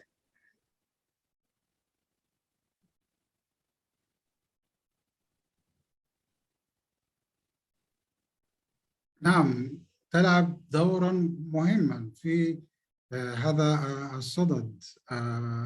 إذا نظرنا إلى من يمول جماعة الإخوان ومن مولهم على مدار العقد الفائت ال10 سنوات الأخيرة، هم من الدول الإقليمية غير العربية بالتحديد تركيا وإيران في المقام الأول، ثم قطر وهي ثالث هذه الدول التي دعمت هذه المنظمات بمبالغ مالية هائلة، إلى جانب ما تعتمد عليه هذه المنظمات، خاصة منظمات جماعة الإخوان، من استثمارات خاصة لقادتها في خاصة بالعمق الأوروبي. وهذه رئة تتنفس منها جماعة الإخوان الآن، خاصة بعد أن ضعفت بشكل كبير رئتها الأخرى التي كانت تتنفس منها داخل المنطقة العربية بعد تقويض مصر لمشاريع جماعة الإخوان وقادتها في مصر، المشاريع التي كانت معلنة باسم قادة الجماعة أولا، والمشاريع التي كانت تدار من خلال عناصر أو أشخاص ورجال أعمال موالين للجماعة، لكنهم لا يعلنون أنهم منتمين للتنظيم أو على علاقة تنظيمية وحركية بها، وكانوا غير معروفين حتى للأجهزة الأمنية. واتضح حتى لفترة قريبة بعض هؤلاء من رجال الأعمال اتضح كيف كانوا يديرون من خلال التحقيقات، كيف كانوا يديرون مشاريعهم التجارية وشركاتهم لصالح تمويل جماعة الإخوان، وتم تصفية هذه المشاريع وتحويلها إلى رقابة الدولة بعد أن تأكد علاقة هذه الشركات بشكل مباشر مع جماعة الإخوان. الآن تتنفس جماعة الإخوان تقريبا من رئة واحدة بعد تقويض النظام المالي أو الأساس المالي والشركات التي كانت تمول جماعة الإخوان في مصر وفي دول الخليج. الآن تتنفس اقتصاديا من مشاريعها من الجمعيات والمراكز التي تديرها تحت عناوين خيرية ودعوية وإسلامية في أوروبا، وأيضا في بعض دول أفريقيا وفي ماليزيا، في بعض دول آسيا، خاصة في ماليزيا، حيث أصبح لقادة الإخوان وبعض قادة حماس وحتى الجهاد الإسلامي في فلسطين مشاريع كبيرة خاصة بهم. الآن تبحث جماعة الإخوان ليس عن الدعم المالي فحسب، فهم مختلفون حاليا على من يسيطر على هذا الملف بين أجنحتهم الثلاثة، جناح إبراهيم منير في لندن ومحمود حسين في اسطنبول، وما تبقى من جناح محمد كمال الذي أسس أو أعاد نشاط أو أحيا نشاط الجهاز السري المسلح لجماعة الإخوان منذ 2014 وحتى مقتله في 2014. 3 أجنحة الآن تتنافس داخل الإخوان على من يسيطر على الملف المالي وما تبقى من الإمبراطورية الاقتصادية لجماعة الإخوان خاصة في الخارج. تجد تراجع كبير الآن بعد التطورات الدبلوماسية، تطورات العلاقات وتحولات العلاقات بين قطر وتركيا من جهة والدول العربية ومصر من جهة أخرى بعد تطور العلاقات وتحولها وتقارب ومحاولات تقارب كل من قطر وتركيا من الدول العربية. الآن هناك تراجع كبير في الدعم القطري والتركي لجماعة الإخوان. الآن تبحث الإخوان عن بدائل التي يمكن أن يلجأ لها قادة جماعة الإخوان المصريين المغادرين لتركيا، أولا لتوفير بديل اقتصادي، تمويل مالي كبير بعد نضوب التمويل المالي القطري والتركي، وأيضا توفير ملاذ آمن لهم في ظل الحديث المتزايد عن تنازلات جديدة قد تقدم عليها أنقرة لتسريع وتيرة التقارب مع القاهرة والدفع بمسار المصالحة السياسية معها إلى الأمام. ولمسنا ذلك في تصريحات أردوغان والمسؤولين الأتراك الأخيرة. حظيت إيران بقدر كبير من التقديرات والتكهنات طبعا في هذا الصدد، تليها ماليزيا، في حين كان لإيران النصيب الأوفر نظرا لاشتباكها المباشر مع قضايا حيوية في المنطقة وتاريخها الطويل في دعم تيار الإسلام السياسي السني وعلاقاتها الملتبسة بجماعة الإخوان والحركات الجهادية وعلى رأسهم القاعدة. أرسلت جماعة الإخوان قيادات من الصف الثاني والتقوا بمسؤولين أمنيين في إيران لترتيب انتقال عدد من عناصرها وقادتها، خاصة المدانين في قضايا إرهاب واغتيالات سياسية وتفجيرات إلى هناك، في ضوء توقعات أن تضع تركيا المزيد من القيود على تحركات هؤلاء العناصر والقيادات وأنشطتهم. محاولات عديدة لانتقال قيادات إخوانية لإيران في السابق جرى إفشالها من الجانب التركي كمحاولة، مثل ما يقول المراقبون والخبراء، محاولة رضا فهمي عضو الشؤون الخارجية ببرلمان الإخوان السابق سنة 2012، وكشف عن عديد من العلاقات، كشفوا عن العديد من اللقاءات التي جرت بين قادم الإخوان وقادم الحرس الثوري منذ 2014 لتنسيق إيجاد مأوى لقادة مدانين بالإرهاب وعمليات اغتيالات سياسية وآخرين لا يمتلكون أوراق ثبوتية.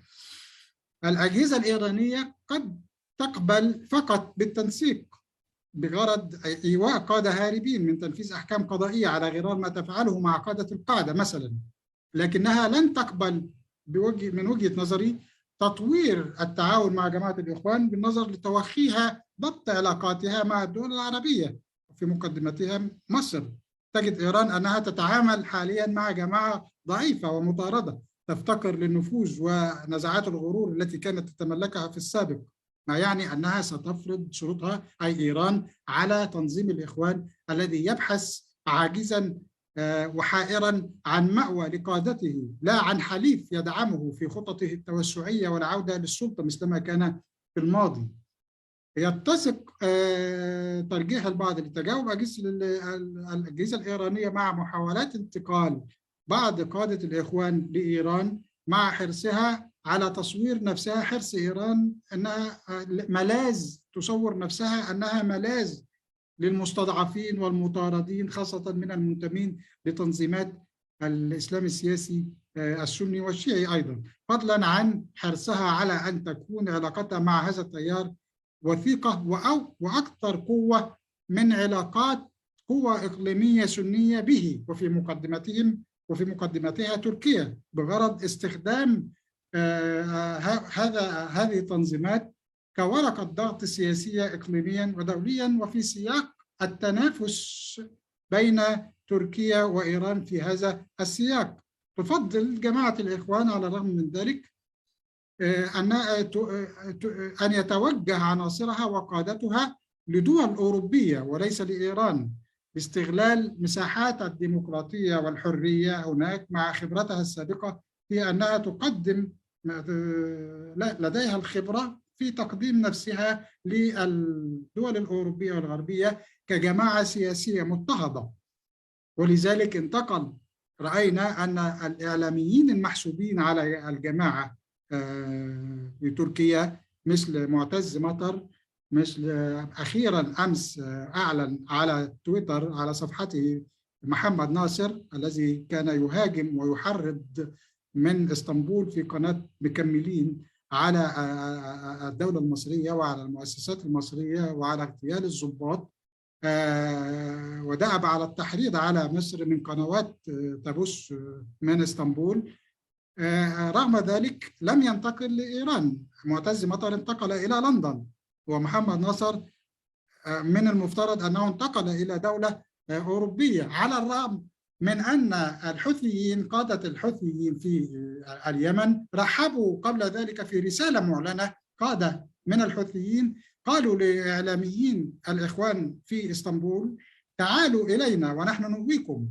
قالها بصراحة أحد قادة الحوثيين في اليمن. رغم ذلك لم يتوجه الإعلاميون المطاردون من تركيا التابعون للإخوان من تركيا إلى إيران أو إلى اليمن وإلى ضيافة وحماية الحوثيين، وإنما توجهوا إلى دول أوروبية.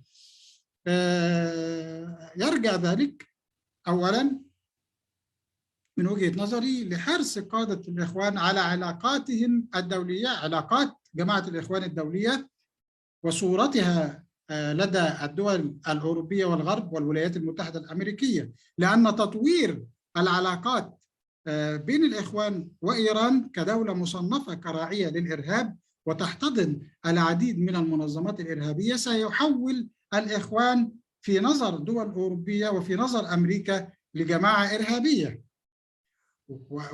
والعديد من الدول الأوروبية وأمريكا لا تنظر الآن إلى حد الآن إلى الإخوان كأنها جماعة إرهابية، ولا تصنفها كأنها جماعة إرهابية. ويحقق وضع جماعة الإخوان الحالي وحاجتها لملاذ آمن يؤوي قادتها وعناصرها المدانين قضائيا بشكل تلقائي محددات وشروط إيران السابقة التي ألمحنا إليها في المداخلة السابقة بشأن علاقات كهذه، بحيث تلتزم الجماعة بمصالح إيران الإقليمية مقابل تحقيق مطالب محدودة لكنها ملحة الآن بالنسبة للجماعة، مثل توفير الحماية للقادة المحكوم عليهم بأحكام نهائية في مصر، تسهيل انتقال القيادات الذين لا يملكون أوراقا ثبوتية بين دول العالم ومن إيران كترانزيت إلى دول أخرى، خاصة في دول وسط آسيا ذات الأغلبية المسلمة. نعم.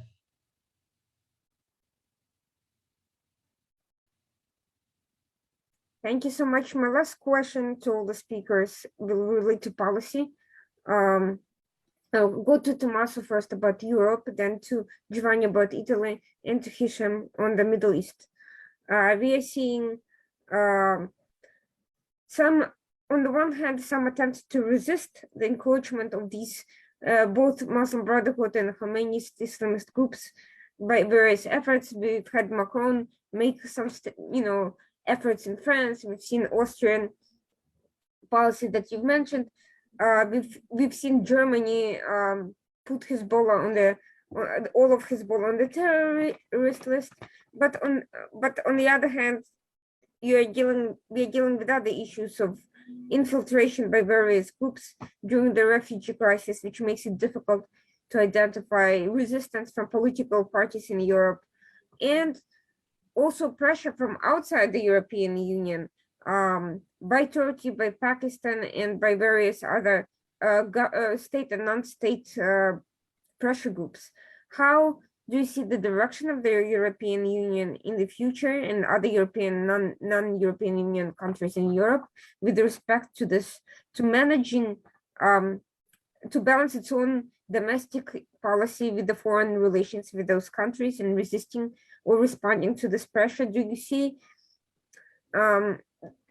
the populist movements inside Europe as a long-term solution to this issue, or an impediment to resolving these problems?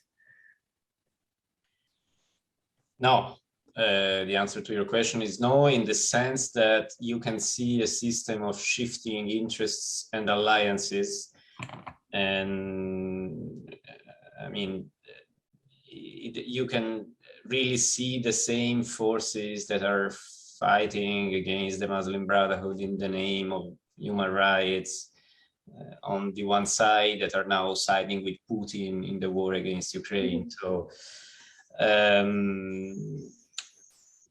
mean, the geopolitical aspect is the most difficult, in the sense that we have seen in the past how Erdogan was empowered by Europe, with Germany as the leading country, just when he was in his most difficult position due to the elections that he didn't win, and they received billions to handle the refugee crisis. Now, due to the war with Ukraine, we are looking at Qatar for diversifying our sources of energy. And Erdogan again, now we will have to bargain with Erdogan due to the NATO issue with Sweden and Finland. So the geopolitical issue is the most complicated, in my view. And this comes from a position of weakness that we, at least as Europe, have. But also the United States have shown that the same weakness in different circumstances. When it comes to the internal dimension, we have to consider an aspect that I was hinting at before. So there is an aspect of ignorance.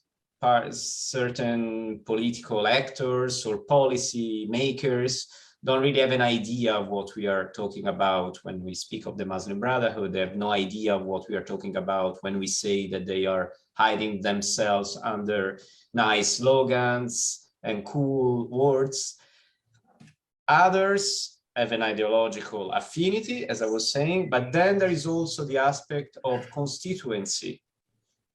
If you look at what happened in Molenbeek, the neighborhood in Belgium, in Brussels, that we all know too well due to its radicalization, I mean, without that neighborhood, the Socialist Party there would have lost its stronghold. So was it a matter of pure ideology if they supported radical imams, tabligh groups that started to preach in Molenbeek and to proselytize and to Islamize the neighborhood? Partially, yes, it was a matter of ideology because they don't see the danger in there, but partly it was also a matter of political interest.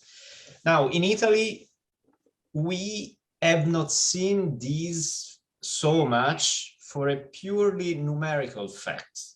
Muslims in Italy are not as many as they are in other countries, in other European countries. So this aspect of the political interest is less pronounced. But in other countries, you can really see political forces, especially from the left, joining forces with Islamist groups. This was the case. I mean, it is not by chance that we speak of Islamo-gauchism, because in France, this phenomenon is, I would say, huge. Green parties and leftist parties that endorse a view of rights which is mostly communitarian and not individual, that are ideologically against the West and the United States and Israel, and therefore they support whatever force can be considered anti-imperialist. So on the other side, you can see, to go back to your initial question, you can see these happening as well, where you probably wouldn't expect it. Like in Italy, we had radical Catholic forces linked to the extreme right that joined forces with the Muslim Brotherhood at the time of the approval of the law on gay civil unions. So you can really see that there are shifting interests, and that, in my view, the solution is only to be found in real liberal democratic forces. And with liberal, I mean liberal in the classical sense, or in the more European sense. I don't mean as leftists, but I mean as those that have a clear light in their mind, which is constitutional rights, rights of individuals, no matter the community they come from, and also have in mind the plurality that Giovanni was mentioning before of those very communities. I mean, the case of Sumaya Abdelkader in Milan was actually brought forward by another Muslim. So when we speak about Islamists, and we are often called Islamophobes, we should actually remind ourselves that, first of all, Islamophobia is a wrong term because it refers to the fear or the hatred against an ideology, because religion is a system of tenets. And like every other system of tenets in a liberal democracy, it can be criticized, even harshly. So it's a term that has no place, as Macron said very clearly, in a liberal democracy. But even if we speak of anti-Muslim hatred, which certainly exists and is a horrendous phenomenon like any other racist phenomenon, we have to always remember that Muslims are not monolithic. Many of them are against Islamist forces, and it's by having those in mind that we should deliver sound policies for Muslim minorities in Europe. Thank you so much. I'm moving to Giovanni to ask him the question about Italy, as Italy is looking to play a somewhat more prominent role on the international stage. Do you think these forces, Islamist Khomeinists, will try to exercise more over policy pressure on the Italian government? And how do you see that playing out, in what respects, and what do you think can or should be done? Well, yeah, that is very possible. I mean, I don't know how much it's going to change because from what I have seen, the Muslim Brotherhood always had great relations with the Italian authorities. We've seen it in Libya, we've seen it in Somalia. I would like to recall that during the Libyan civil war between Haftar and Sarraj, Italy clearly supported the Islamists. It's not secret. I would also like to remember that when I forgot her name, but when that Italian convert to Islam was kidnapped by Al-Shabaab in Somalia, those who actually moved in and managed to get her back were the Turkish, and we have evidence of that. So you know, Italy has always sided with Muslim Brotherhood linked groups, especially in Libya. And so I would not be surprised if, you know, this relationship would reach a farther stage. I think, look, there's a thing that there's a point that Isham cited before, which I think it's worth pondering on. So why are these Muslim Brotherhood figures going to Europe? You know, they're finding protection. He said in London, they're basically free to do whatever they want in Great Britain, in Italy, in Spain. Why? I'm sure that we can all agree on the fact that Europe has been a hub for the Muslim Brotherhood since the 1970s and 1980s. The Muslim Brotherhood has been used by European governments. That is a fact. So why are they going, to Europe? Tommaso is absolutely right when he says, that criticizing the Muslim Brotherhood is not Islamophobia. It's uh, Islamophobia is an excuse that the Muslim Brotherhood uses, to keep critics away. But I would rather say that supporting the Muslim Brotherhood in Europe is actually uh, means damaging the Muslim community itself, because most of the Muslims in Europe, I don't think that they agree with the Muslim Brotherhood ideology. I don't think that they want their mosques to be run by the Muslim Brotherhood. So my question is, why is the Muslim Brotherhood so welcome in certain European countries? I remember, I think it was 2014 when David Cameron said, I have asked for an inquiry on the Muslim Brotherhood because we don't really know much about it. I just couldn't avoid laughing.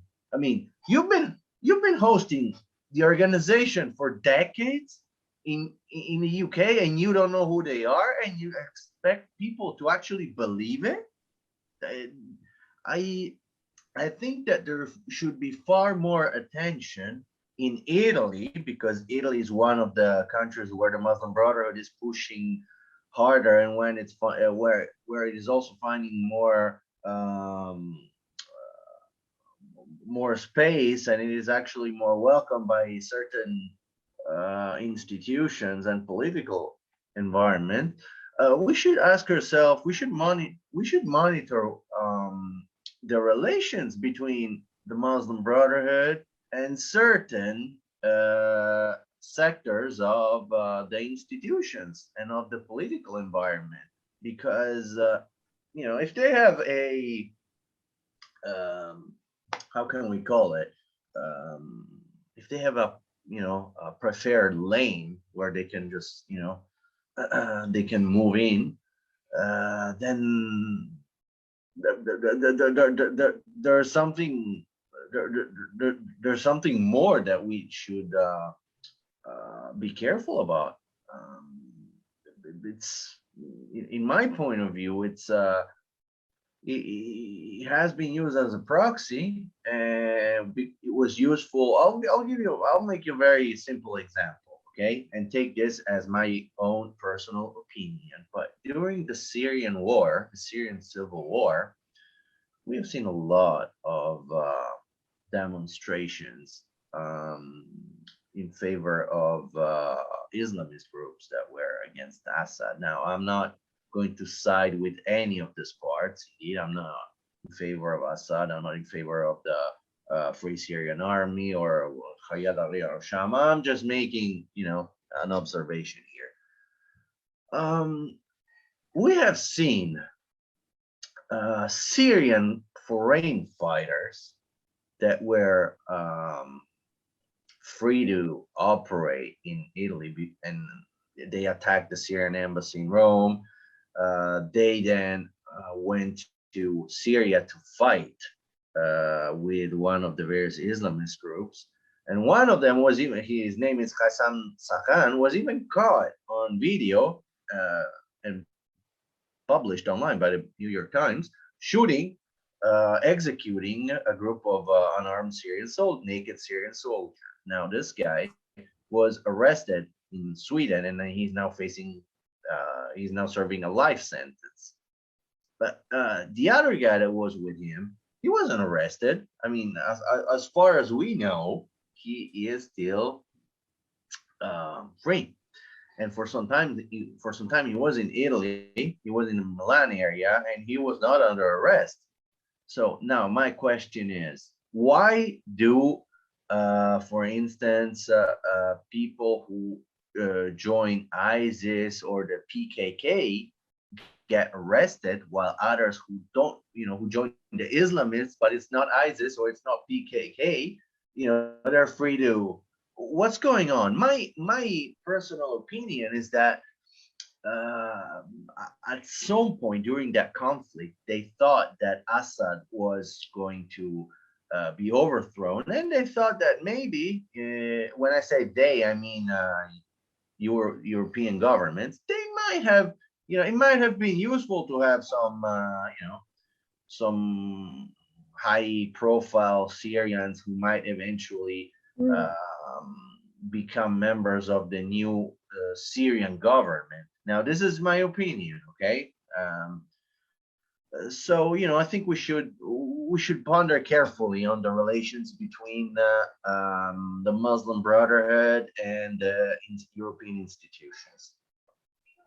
Thank you so much. And my last question to Hisham is also a policy question, which is the strategy of the Arab states against infiltration by Islamists, whether Shia or Muslim Brotherhood groups, has been to try to focus on domestic issues in Egypt, for instance, banning these organizations, securing financing, providing alternatives to the people, and focusing on the sectors most exploited financially by these groups. But ultimately, in a wider regional context, we are seeing that in other African countries, there's a rise of both Iran-backed proxies and Muslim Brotherhood jihadists. And across the Middle East, Qatar and Turkey and Iran have not stopped the funding, have not fully divested of hosting these groups or providing ideological or media support. And despite all the negotiations, they're continuing to certainly support these groups in Europe and the Western states, and they're not stopping with the ideological infiltration efforts. What do you see that at some point Arab states who are opposed to these groups and to the influence of these geopolitical actors are going to develop a common strategy to push back against these financially lucrative ventures by these state-backed efforts? Or do you see that that it's not a possible way? And if so, who do they expect to fight back against these ideological wars and efforts?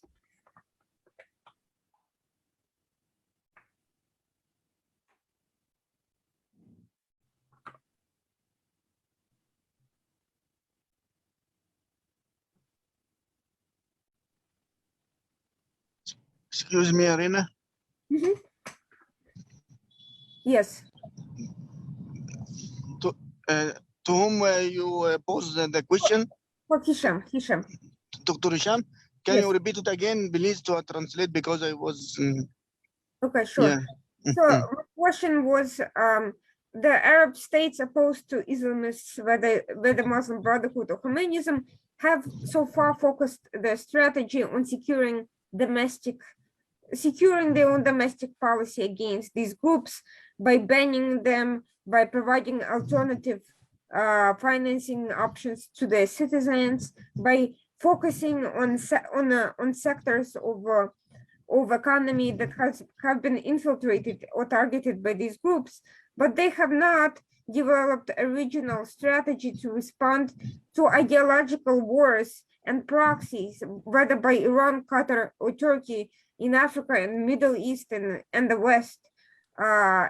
Despite all the agreements and negotiations, Iran, Turkey, and Qatar have not ceased support for these groups. So is there a strategy for Arab states at some point to finally confront geopolitical actors, state actors, on their furtherance of Muslim Brotherhood and various Khomeinist proxies, or are they relying on somebody else to solve this problem? What's the expectation? دكتور هشام، السؤال بخصوص يعني الدول اللي هي زي إيران وتركيا وقطر، يعني هي ما التفتتش لرفاهية الشعوب بتاعتها، في حين مثلا دولة زي إيران التفتت لسلطتها الإقليمية أو سيطرتها الإقليمية وتأثيرها الإقليمي من خلال حروب عن طريق الوكالة زي الحوثيين أو زي الجماعات الأخرى اللي هي الجماعات الإسلامية الأخرى. فهو سؤال يعني توقعاتك يعني بخصوصا الدول العربية، هل لديها خطة مواجهة الاستراتيجية الخاصة بإيران، وتوقعاتك يعني أنت الشخصية لحل هذه اللغز، يعني إن الدول دي ازاي نقدر نواجه الحروب بالوكالة دي او وخاصة الجماعات دي يعني. دكتور هشام حضرتك سمعتني؟ نعم أنا بعتبر أنه النسخة الثورية الوطنية التي حدثت في 2013 ضد حكم الإخوان المسلمين في مصر في يونيو 2018، والتي هي ثورة شعبية ساندها الجيش المصري، وجرى بعدها عزل جماعة الإخوان عن السلطة بعد فشلها في إيجاد أو بلورة برنامج واقعي للحكم. فشلت في إدارة الدولة على كافة المستويات، تراجعت الدولة بشكل كبير جدا، وكانت على وشك الدخول في حرب أهلية، انقسامات مجتمعية، شحن طائفي، تحريض على القتل والإرهاب، وإقصاء الخصوم والمنافسين السياسيين، تحريض على الطائفي على الإخوة المسيحيين إلى آخره، إلى جانب الفشل في الملف الاقتصادي على كل المستويات. وظهر ذلك من الغضب الشعبي العارم ضد حكم الإخوان. هذا الأمر نتج عنه الثورة الشعبية في مصر، والتي ساندها الجيش، وعزلت الإخوان وبلورت مسار ما بعد 3 يوليو الذي نتج عنه أولا استقرار أمني، تجفيف الميليشيات المسلحة في سيناء والوادي والدلتا، تجفيف نشاط جماعات وميليشيات الإخوان المسلحة، الخلايا المسلحة التي أنشأتها جماعة الإخوان مثل حسم ولواء الثورة وغيرها، تأسيس أو ترسيخ مؤسسات الدولة وتمكينها من القيام بدورها في وضع المسار الاقتصادي على طريقه الصحيح. نتج عن ذلك شعور المصريين بالأمان وببعض الاستقرار السياسي وبعض الاستقرار الاقتصادي. هذا الأمر ممكن أترجم حضرتك يا دكتور؟ تفضل. Dr. Hisham explained that the people's refusal for this kind of sovereignty of Muslim Brotherhood and the other Islamic group was shown in the June 30th, 2013 revolution in Egypt, when millions of Egyptians go out in the streets to explain to announce their refusal to Muslim Brotherhood rule, and they ousted Mohammed Morsi. Then this kind of people's refusal lead to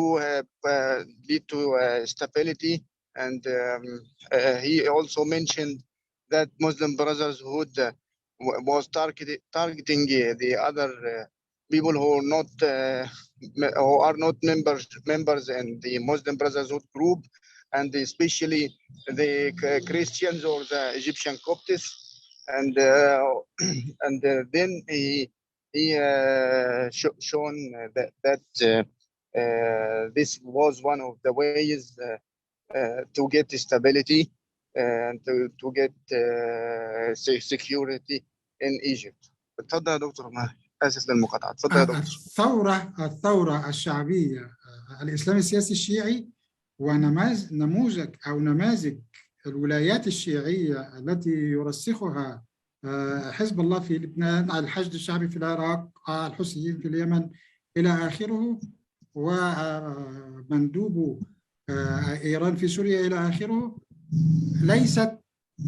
لا تختلف في حكمها وفي فشلها في إدارة شؤون البلاد في العراق وفي سوريا وفي لبنان وفي اليمن عن ما حدث من فشل الإسلام السياسي السني في المنطقة العربية وما أعقبه من ثورة وتغيير ضدها. أظن أن هناك استنساخ أو ملامح استنساخ للثورة الوطنية العربية ضد حكم الإسلام السياسي بعمومه، كما حدث ضد حكم الإسلام السياسي السني والإخوان في مصر وفي المنطقة العربية أيضا، حدث في السودان أيضا. ممكن أوضحها دكتور هشام is talking about the cloning of the Egyptian trial, Egyptian experience in ousted the Muslim Brotherhood will be maybe to be generalized in the whole area in Iraq, Yemen, Syria, Lebanon, that all of this was now is the steps of the Egyptian experience in ousting the Muslim Brotherhood, and this could happen again to these proxies of Iran in other areas. And he mentioned lately in Sudan also that was happened. تفضل يا دكتور معلش. وأيضا في تونس، السودان وتونس وفي مصر، وهي أهم هذه الدول الثلاث، هي أهم معاقل جماعة الإخوان والإسلام السياسي السني في المنطقة العربية. حدث تراجع بسبب الغضب الشعبي والثورة الشعبية ضد هذه النماذج. أظن أن ما يحدث في العراق أولا ضد وكلاء إيران في العراق، وفي الثورة التي حدثت في لبنان، والغضب العارم ضد تحكم حزب الله في المشهد السياسي في لبنان لصالح إيران، الثورة اللبنانية والتي ترجمت نتيجتها في الانتخابات الأخيرة، حيث فقد حزب الله أكثريته وأغلبيته في البرلمان اللبناني. أيضا الثورة والحراك الشعبي الذي حدث في البصرة في العراق، وفي الكثير في جنوب العراق تحديدا، وفي الكثير من المحافظات العراقية ضد هيمنة وكلاء إيران على المشهد ورهن الموارد والثروات العراقية لصالح إيران وحرمان العراقيين منها. أظن أن هناك استنساخ وهناك رهان مصري وعربي عموما على الحراك الشعبي العربي ضد نماذج وضد حكم وسيطرة وهيمنة نماذج الإسلام السياسي السني والخمينية في المنطقة العربية وفي المشرق العربي والشام تحديدا، وفي لبنان أيضا. هناك رهان على تحرك الشعوب ضد هذه النماذج. لا تفضل. يعني Dr. Hisham mentioned that the Arab countries depend on the people's movements, like what happened in Egypt, that could be happened in other areas. And he mentioned that some examples in Basra in Iraq, and what happened lately in Lebanon's parliament elections, and that Hezbollah lost most of his seats, and also he made this he mentioned some examples of the Sunni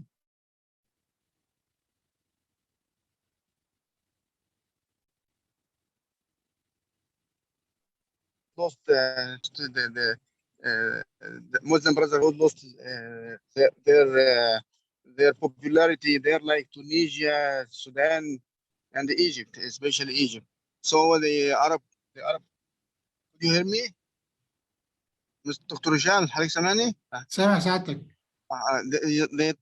Some Dr. Hisham also mentioned that all the Arab countries depend on or hopes that the people's movements could lead to ousted Muslim Brotherhood or Iran proxies like Hezbollah or other movements in Arab countries. تفضل يا فندم. إذا ليست هناك استراتيجية موضوعة، ولكن هناك ملامح استراتيجية نلمسها ونقرأها ويقرأها المراقبون من طبيعة المواقف العربية ومن طبيعة العلاقات العربية والدبلوماسية والتحركات ومسار التعاون بين الدول العربية والحكومات العربية خاصة مصر والدول الخليج مع ما يجري في العراق وفي اليمن وفي سوريا وفي لبنان. ملامح هذه الاستراتيجية أن الدول العربية مصر وغيرها تدعم الحكومات والمؤسسات، تشجع ترسيخ المؤسسات الدولة الوطنية وفي مقدمتها مؤسسة الجيش والأجهزة الأمنية، وتدعم تقويتها وتطويرها، وأن تكون قابضة على وباسطة هيمنتها على كل أرجاء الدولة، ولا تترك فراغا يحتله أو تحتله ميليشيات خارج سلطة الدولة تابعة وتأخذ أوامرها من دولة أخرى خارجية زي إيران إلى آخره. هذا واحد، أي أن الدول العربية هذه الاستراتيجية أول بند هناك دعم لمؤسسات الدولة الوطنية وفي مقدمتها الجيش والأجهزة الأمنية المختلفة، حتى لا تترك الفرصة والمساحة لتوسع نفوذ وتمدد وهيمنة الميليشيات المسلحة التابعة لإيران وغيرها.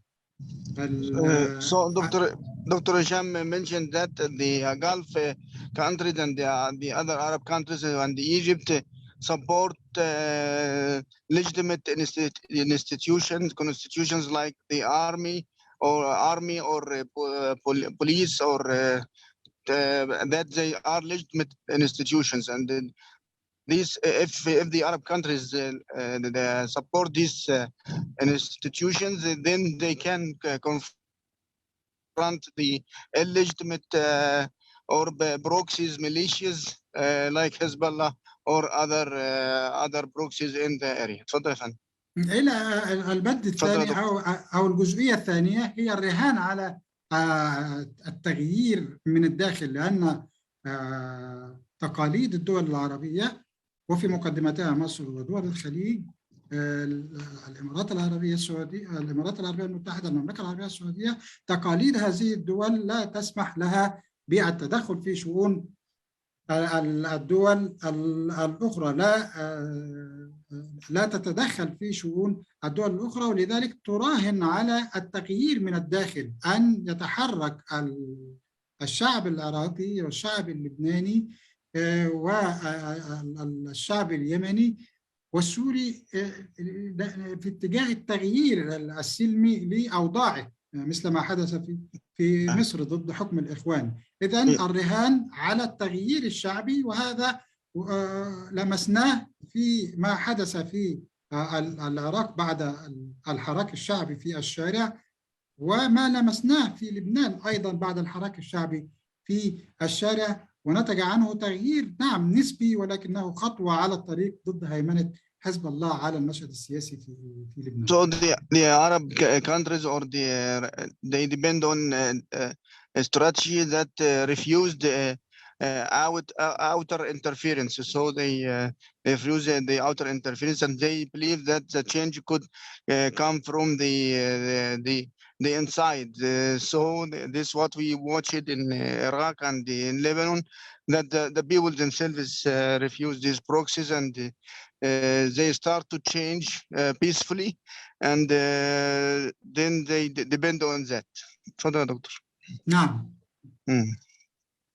انتهيت من إجابة السؤال عن بشأن الاستراتيجية التي. Okay.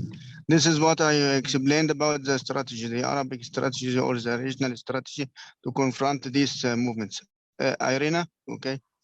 Thank you so much to all the speakers for your time, and thank you for joining us for this very important program. I'm sorry it ran so long, but this was actually, with all this conversation, we are just starting to scratch the surface, discussing this cooperation between movements that should be much better understood in the West. But up until now, these points of cooperation ideologically and institutionally have not been explored in depth, and this is one of the early such efforts to confront and to bring together speakers from Europe and speakers from Egypt, and in the future, hopefully other countries, to share their experiences and to understand and to understand the different perspectives in confronting these movements. Thanks to everyone.